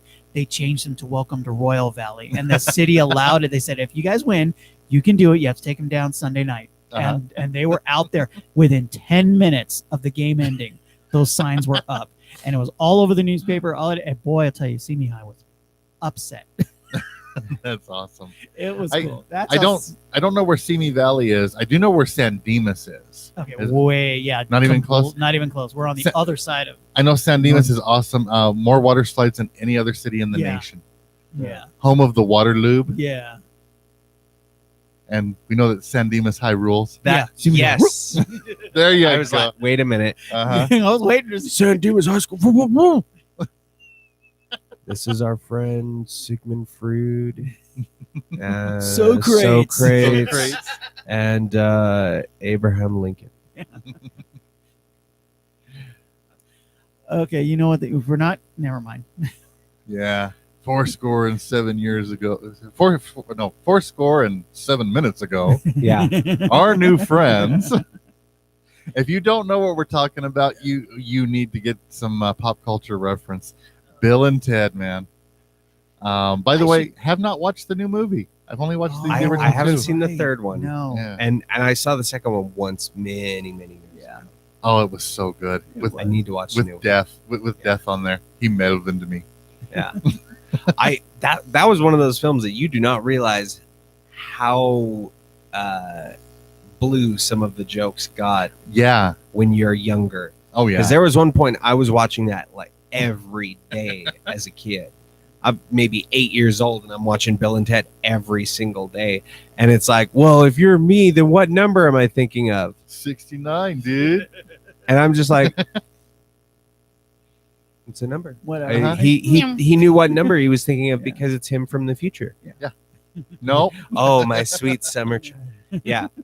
All kinds of the two bodacious princesses, we come for your hand. Yeah. It's like Blazing Saddles. You watch that. I Yeah. did watch that when I was like younger, and then later on, I'm watching it going, I did not get that one. And the really bad thing is they then did a Saturday morning cartoon on Bill and Ted. Yep. Oh yeah, for a So, while. I mean- remember that. Look at who played Rufus. Yes. Yes. One of George Carlin's best roles ever. And Andy, and I'm sitting there going, when I first saw him, I thought, how is he going to do any dialogue Right. without this being an R rating? And launching into the 7 words. Yes. His like two, I would say, arguably most recognizable and notable performances are Bill and Ted. And anyone else remember? Probably Dogma, is what you're thinking. Yes, that's what I was thinking. No. Oh, where are you going? Shining Time Station. I Oh don't my know God. Thomas that the one. Tank Engine. He was Mr. Conductor. Okay, now you're just getting Oh. weird. Because Yeah. for me, it was like when I saw the Harlan. movie Dogma and he showed up as a Yes. cardinal, I was like, that's Yeah. way off. No, I specifically remember because I recognized him as Rufus Yeah. from having watched him on, at the time, before it was Thomas and Friends, it was Shining Time Station. And Oh my he was God. Mr. Conductor every single episode.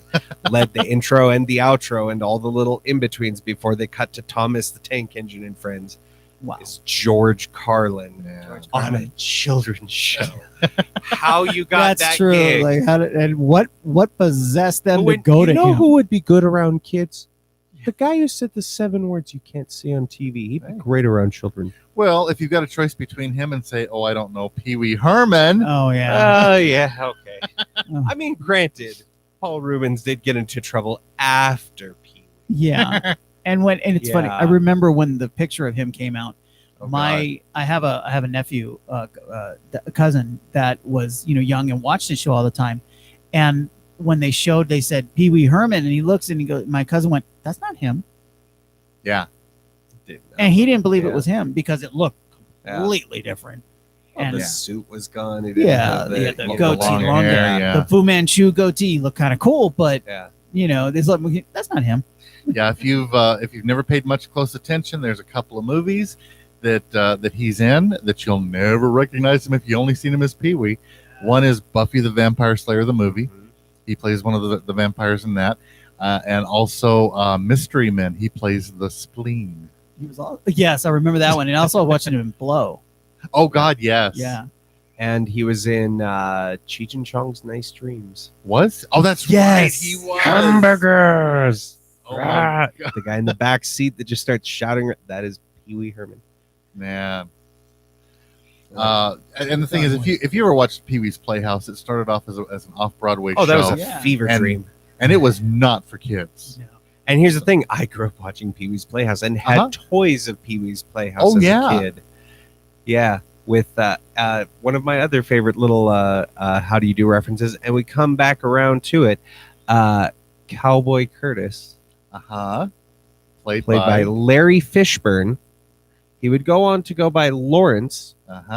Oh, Hello, okay. Neo. Gotcha. Who was in The Matrix with Keanu Reeves, who was in Bill and Ted. We've come full circle. Yeah. Wow. And somewhere Kevin Bacon was involved in that. Yeah, no, I was thinking the same. I was fighting the who was in with Kevin Bacon. I was about to say it, but I thought, no, I'm not going to be the one. I was throwing the underhand pitch and like, no one's going to swing for it. All right, I'll just finish the Keanu Reeves bit. Yeah.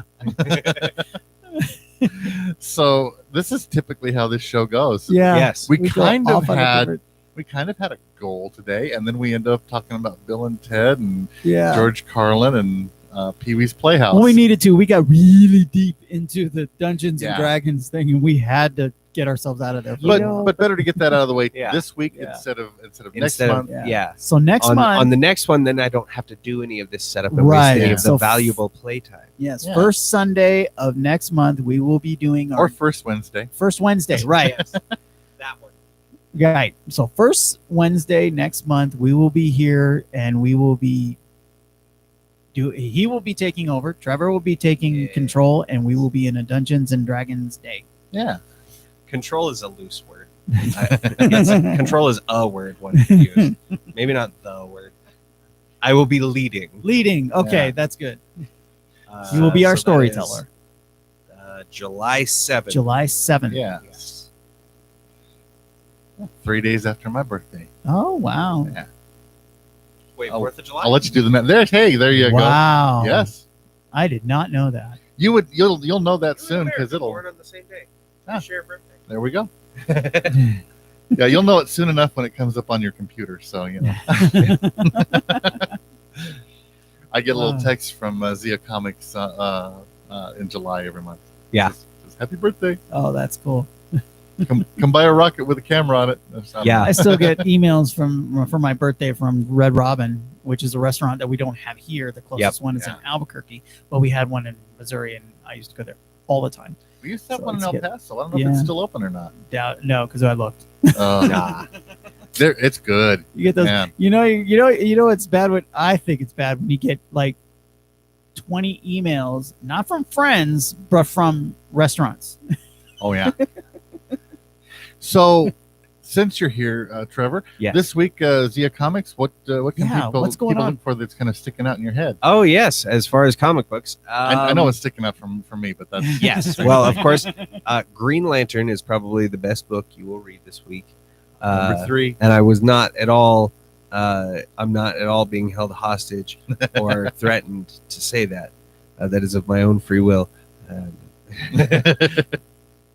Keep it. Randy has the lantern Oh, yeah. sitting on a table on the other side of the room. Before So- the show started, he said, "What's in a robot? In brightest day. Don't make me. I'll do it." Yeah, it's not like there's much Green Lantern around. It's right there above your head. So Very No, so yes, Green Lantern does come out. What else is out this week? Batman 0 Point. I keep calling it Fortnite. Batman Yeah. 0 Point issue 4. I believe this is the penultimate issue. So we've got one more left, which I think is in 2 weeks. Kids have been going ham over Kids have been going ham and cheese over this book. Mhm. wow. Like, so the attraction is every issue includes a little code to get some sort of DC Comics related thing for Fortnite, the Oh, Battle Royale video game. Yeah. And I like to advertise it as it was a way to get kids reading comics. Mhm. Cash grab. There is that. Oh yeah. So the money grubbing people, executives, that's the word I was looking for, at DC Comics and I forget the other company that puts out Fortnite. I don't even know. Epic Games, I think it is, decided to do a collaboration in which they put many of their DC Comics characters into Fortnite. whether as playable skins for your character or items you can use. But then they actually put a story out. And surprisingly enough, did you know humble pie tastes great? Because it's actually a really good comic book. Is it? Oh wow. It is actually a very interesting storyline, and has had other characters pulled in too. Because at one point, I think they had Snake Eyes from G.I. Joe Oh wow, appear in the game as like an event thing. that's a good And thing. so he's he getting a appears- movie too. Yeah, and he appears in this comic book at one Awesome. point. So, yes, this coming issue is number 4. Number 5, I think, comes out. I believe it's been every 2 weeks. We did actually manage to get enough for the shelves, so if you do intend to get it, be there in look at my wrist now. Couple And then hours. when we open at noon, then you'll make sure that you're well enough in line. And be ready to kick some kids out of your way. I mean, literally kick them. Yeah. Well, and here's the thing. So, fair warning, it is one per person, not per customer. So, we have had a couple of families come in where it's, a mom and she's got 3 kids and all 3 of the boys want the Fortnite comic. And she's like, oh my God, I have to give money to each of my children. Then they all need to check out because it's, No. it's one per person.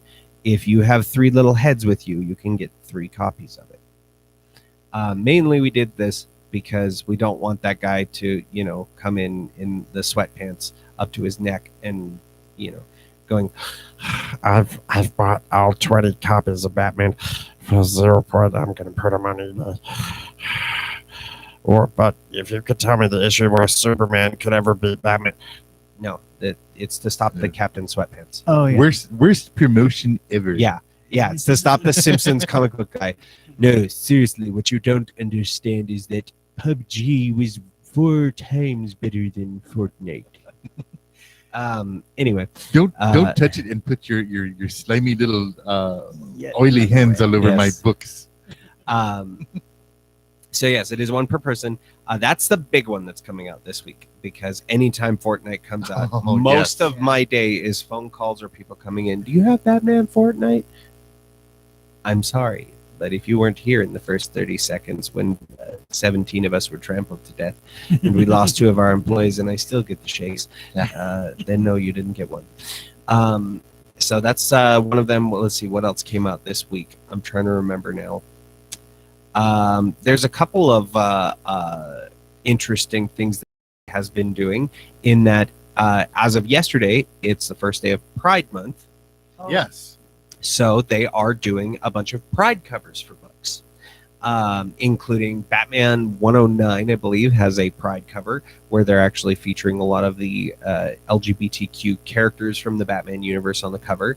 And one of the big ones that a lot of people seem to be interested in, which is really interesting because a lot of the people that I've normally seen come to get this character are some of the maybe a little more misogynist. I'm not gonna put that on them. But Lobo, who's essentially imagine the gruffest, drunk on beer biker you can, but he has a space motorcycle. He's inkillable. He has a bulldog that he travels around outer space with. Big, matted dreadlock black hair, leather vest, jeans, boots, space motorcycle, loves dolphins, and is just this, absolute cigar smoking. Imagine Wolverine from Marvel Comics. Oh my gosh. But instead of But no morals claws, at you all. put him on a motorcycle and throw him in space. Yeah. So Lobo is a character that's coming back today with Lobo and Crush. Crush. Issue 1. His daughter is actually a lesbian in the comics, and Lobo, the have no tolerance for anyone because get out of my way, nerd. They're putting him in a comic with his daughter, and from my understanding, the storyline is one of I've just kind of skimmed it because I didn't want to spoil it until I could fully sit down and read it. Is teaching one of tolerance, which most of the people that get in that come looking for Lobo are exactly the kind No. that use a certain F word, and it's not the one that you think it is. That No, sounds it's- like it's- truck. It's fanboy. Yeah. Yes. Yeah. Fanboy.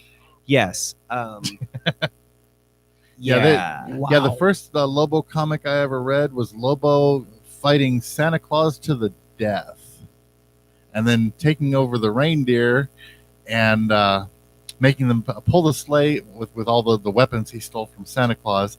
And one of the reindeers saying, "No, we're not going to help you. You're evil." And you just see this sound effect of the word "blam," and the rest of the reindeer get in line and fly. Yeah. He's not politically correct or No. any sort This of correct. this was a late 80s, early 90s character. Oh, okay. Yeah. Back when before we were offended by everything. And what I Yes. find so funny to me is that they have this character and everyone's like, yeah, he's a man's man. He's a macho man. I like Lobo because he represents everything men should stand for. Leather vest. Uh-huh. I just had an image of 2 words undoes your entire argument. remember Leather in the vest. 80s.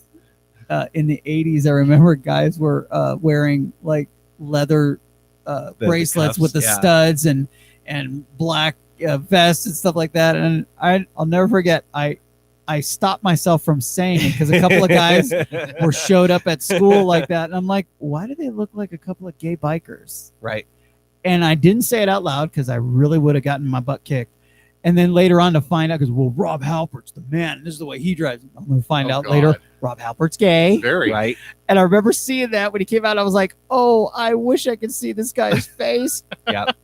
Oh yeah. Yeah. And I remember that. I look all the guys that wore the stud and everything like that. And I just like, I can't do it. I mean, I wasn't even in the music. I was What like, does that say about me? What does it say about you, Tim? it's like, guess what? By the way, if you want to see Lobo in live action, it broke my heart because they canceled it after season 2. They did a show on Sci-Fi Channel called Krypton. Mm-hmm. Really good, Mm. following Superman's ancestor Oh. and a time traveling Adam Strange who goes back to. So somebody's trying to mess with the timeline and make sure Superman is never born, and I need your help. It turns out it is Zod. It's a Oh. big black bald Zod, and this actor's amazing as Zod. But they bring in at the end of season 1 and into season 2, they bring in a guy playing Lobo, Yeah. and he is perfect in the role, way over the top, psychotic the whole time. Yeah. Very cool. I did see that I screwed up. Okay. Issue number 4 of the Swamp Thing comes out this week. I didn't know they were doing a new Swamp Thing. Oh. Yeah. And it looks gorgeous. The cover for this week, of course, has Swamp Thing on the cover. It looks like it's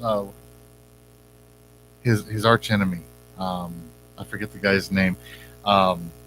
Looks like he's on there, or maybe it may be maybe Woodrow, Yeah. I think, and Poison Ivy, all on the cover of Yes. Swamp Thing. So Poison Ivy, I think with the issue previous, made kind of a comeback and has started making more of a comeback, which is good to see because Poison Ivy is one of my favorite characters. Mhm. And I developed a love for Swamp Thing. He was one of the first to come back and say, we're doing a horror comic. Yeah. And it was really well done. They got one of the best writers in the world to do it for a while there. Grant Morrison. Morrison. Yes, Grant Morrison. Yeah. I went blank. That's horrible. He's a good writer as long as it's not a Green Lantern. Yes, that's not his forte. Winding him up, you see. Yeah, Okay. you get me going good. There's a new book coming out this week. I see also The Nice House on the Lake.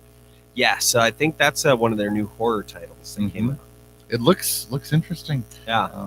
Well, They've been doing some interesting. girl about nose deep into water with skeletons all around. Yeah. On the Marvel side, we're still into Heroes Reborn. I think we're up to issue 5 now, which has been weekly. Yeah. With a number of books. So Heroes Reborn is what if DC in Marvel, and it's what if the Justice League, like basically what if Captain America was never Captain America? What if Thor was actually an atheist who never, was a god? And instead you have Hyperion and I think it's Nighthawk and Power Yeah. Princess, and it's Batman, Superman, Wonder Woman in the Marvel universe. It's very weird. At That's least insane. visually. Yeah. So that's Then one again, of their That's what comic books are all about. Yeah. You know, something that's completely out of that's the way they started. Something Yeah. that's complete Oh, yeah. fantasy, completely, and you can do anything you want. So Well, if you've got access to Disney Plus, they're doing a lot of new Marvel stuff. They, of course, Mhm. finished WandaVision, amazingly good show. If you decide you want to start watching it, make sure to get through at least 2 episodes, then you'll be hooked. They also finished The Falcon and the Winter Soldier, really good. And they even showed Madripoor, which, as a comic nerd and a Wolverine fan from way back, Yeah. love seeing Madripoor. They're doing one that's coming out. You want to talk about what you can do with a comic book story.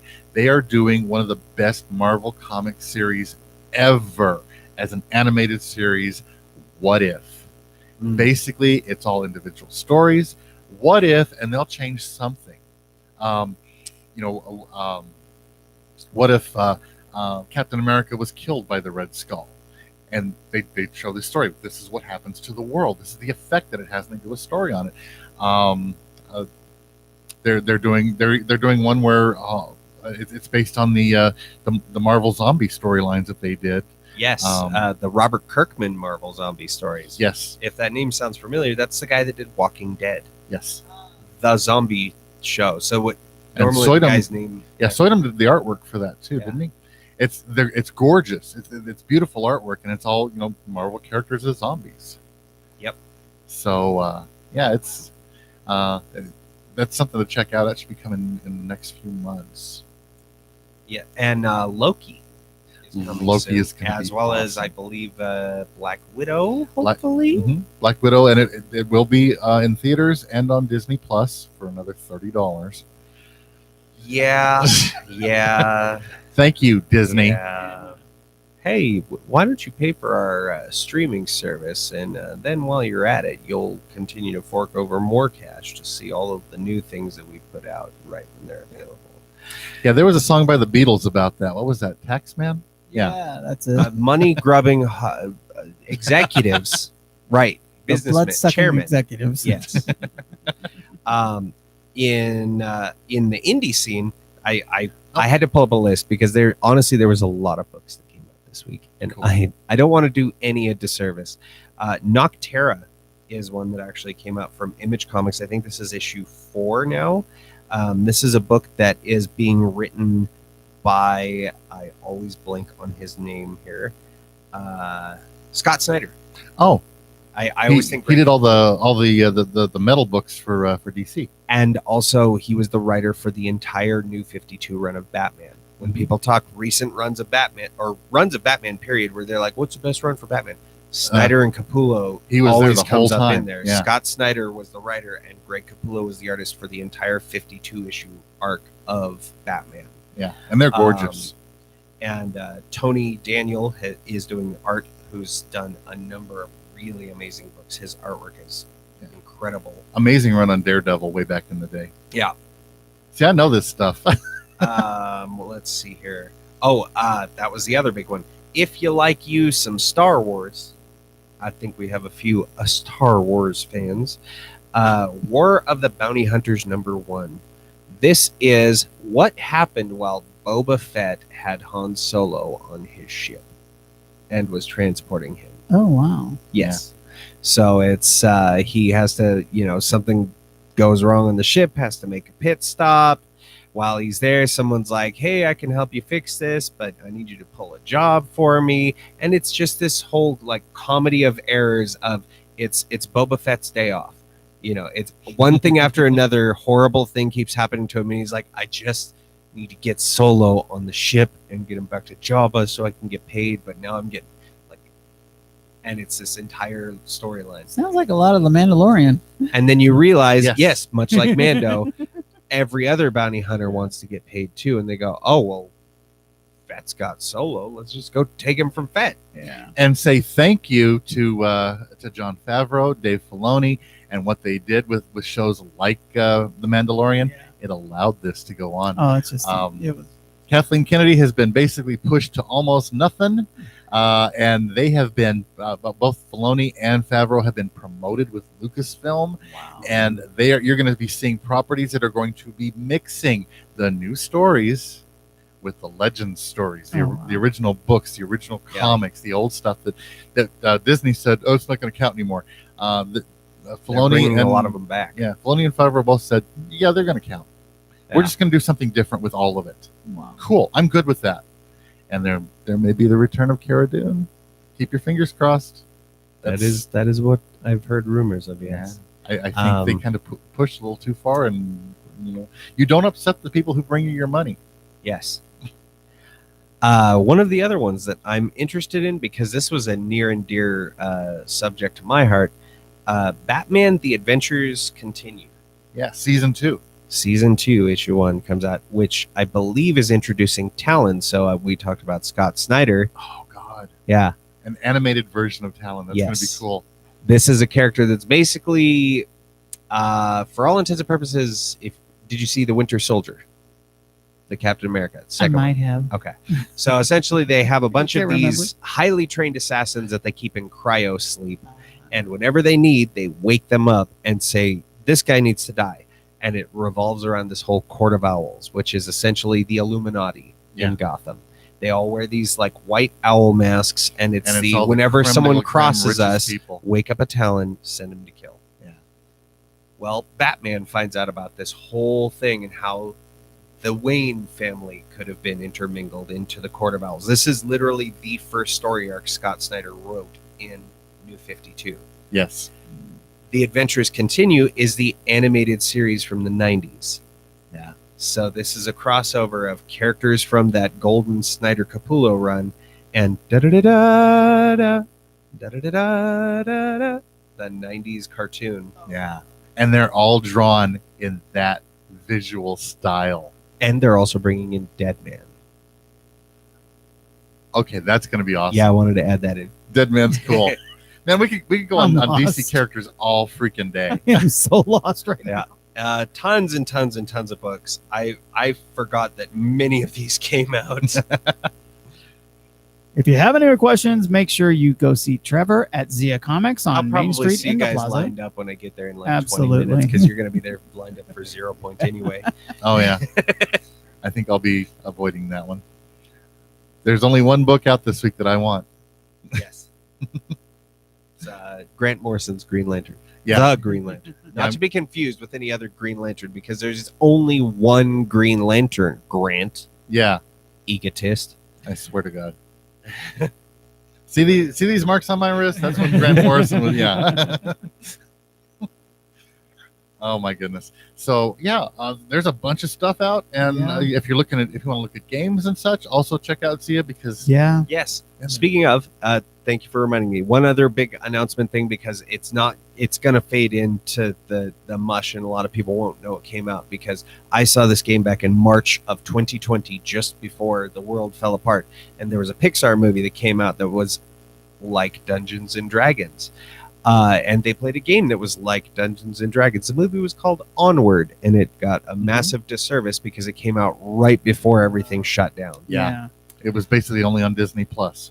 It was a wonderful film. I loved every minute of It was it. And cool. It was cool. in a weird turn of events, they play a game called I believe it was Yore or something like that. I forget the name exactly now. But there is the Onward board game Legends of Yore, and Chris Pratt's character Bartley. Barley, yeah. It's been a minute since I've seen it. Forgiveness. Barley plays this Dungeons and Dragons like board game, and that's where they get the idea for this spell to try and bring their dad back to life so they can spend one more day with him, yada, yada, yada. If you haven't seen the movie, you should. It's very cute. They released the actual Onward Legends of Yore Barley's Edition Oh, God. board game. Came Very out cool. yesterday. So that is now in. So if you liked Onward or you like Dungeons and Dragons or you want to know more about Dungeons and Dragons or the role-playing games in general, Yeah. it's kind of a role-playing game light, but all contained in one box, so you don't have to have a whole bunch of stuff. You can just buy the one box. It's all self-contained. We'll get you playing. There you go. Very cool. So yes, Onward has a board game now. That's awesome. Wow. I like that movie too. So yeah, cool. So yeah, you guys will be opening at noon. Yep. And 125 North Main Street. all of the information is up on Google. It's easier than me Cool. trying to remember it. Absolutely. Yeah. Yeah, you Google them. You just click on the button to go to the map, Yeah. and it'll GPS you right to Yeah, them. phone numbers there, hours are there. All of that. Yeah, they're stuck between the two bars, the Toad Creek and Boneyard. Yep. So, Right across from the plaza, where they Yeah. do lightsaber fights occasionally on Yes. days that I don't remember. Yeah, we need to find out. We need to find out, 'cause that's holler at gotta these guys, be- see if we can get them yeah. on the show. That'd be cool. Every time I mention that, they go, "When?" I got to see that. I know, huh? And the thing, they're good too. It's like younger people too. Yeah. It's like Mhm. kids and stuff that are out there. I'm like, okay, Oh, there are schools across the U.S. that are actually doing this as a martial art. yeah. So Can it's, you it's a imagine? big deal. Taking some of these kids that show up the absolute first version of Star Wars Oh, it's so horrible. compared to, I mean, it's just like, it's funny. It's Just why a thought I had. it's why it's a little bit disconcerting for us old timers who saw those original Star Wars movies In to the then watch theater.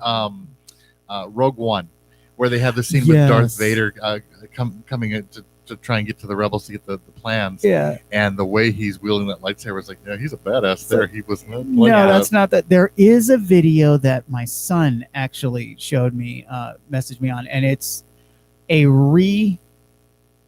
creation of the lightsaber fight between Obi-Wan and Darth Vader in Star Wars, Yeah. but it's done with the skill of the later movies, Oh wow. and it was really good, Mhm. very good. I was really impressed. Yeah. And I was like, wait, Lucas is going to insert this in there if you. That'll be another special edition. I know. I will say the one thing that I want to see these kids doing the lightsaber fights on the plaza do that I haven't seen yet is while they're practicing, because they're out on the plaza and there's a stage right there.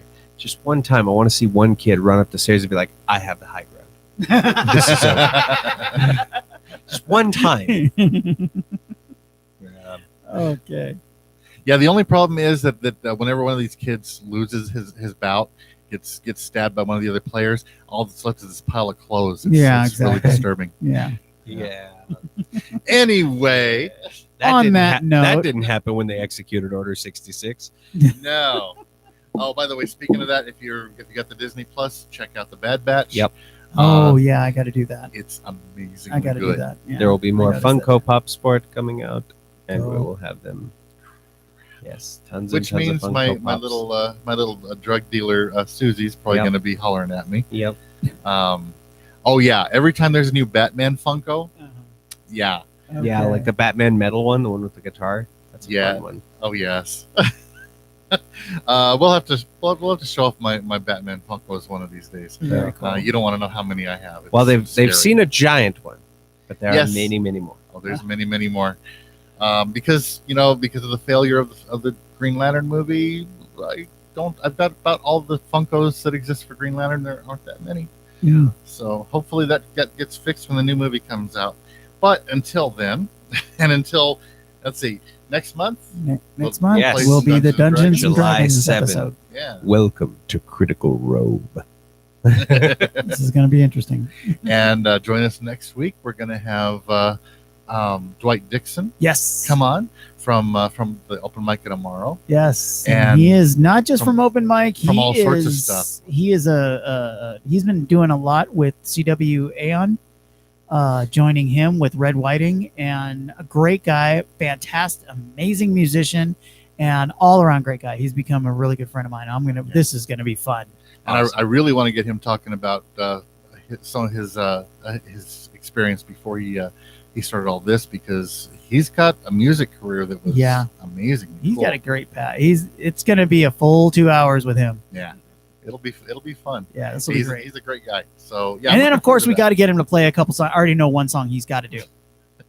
Oh, yeah. You want to see that? Yeah, I'm going to tell him you have no choice. You have to do this one. that. Gotta be cocaine.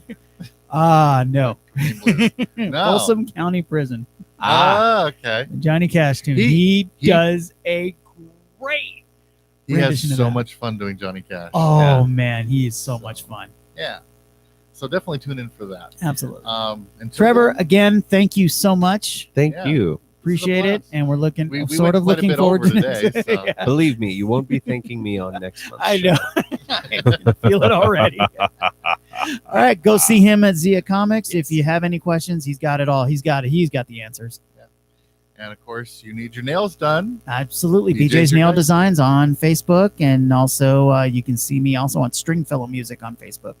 And I'll be this week in Deming. Next Friday, I'll be at the Lacombs Winery here in Chris's. So, It's going to be awesome. Excellent. yeah.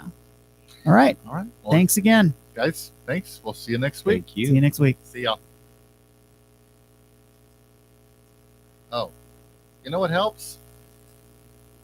I had everything set. Radio New Mexico. I had everything set so good, and then I forgot to hit the button. You have just heard Roundtable on Radio New Mexico. To be featured as a guest on our show, email us at info@myradionm.com or visit our Facebook page. Thanks for listening.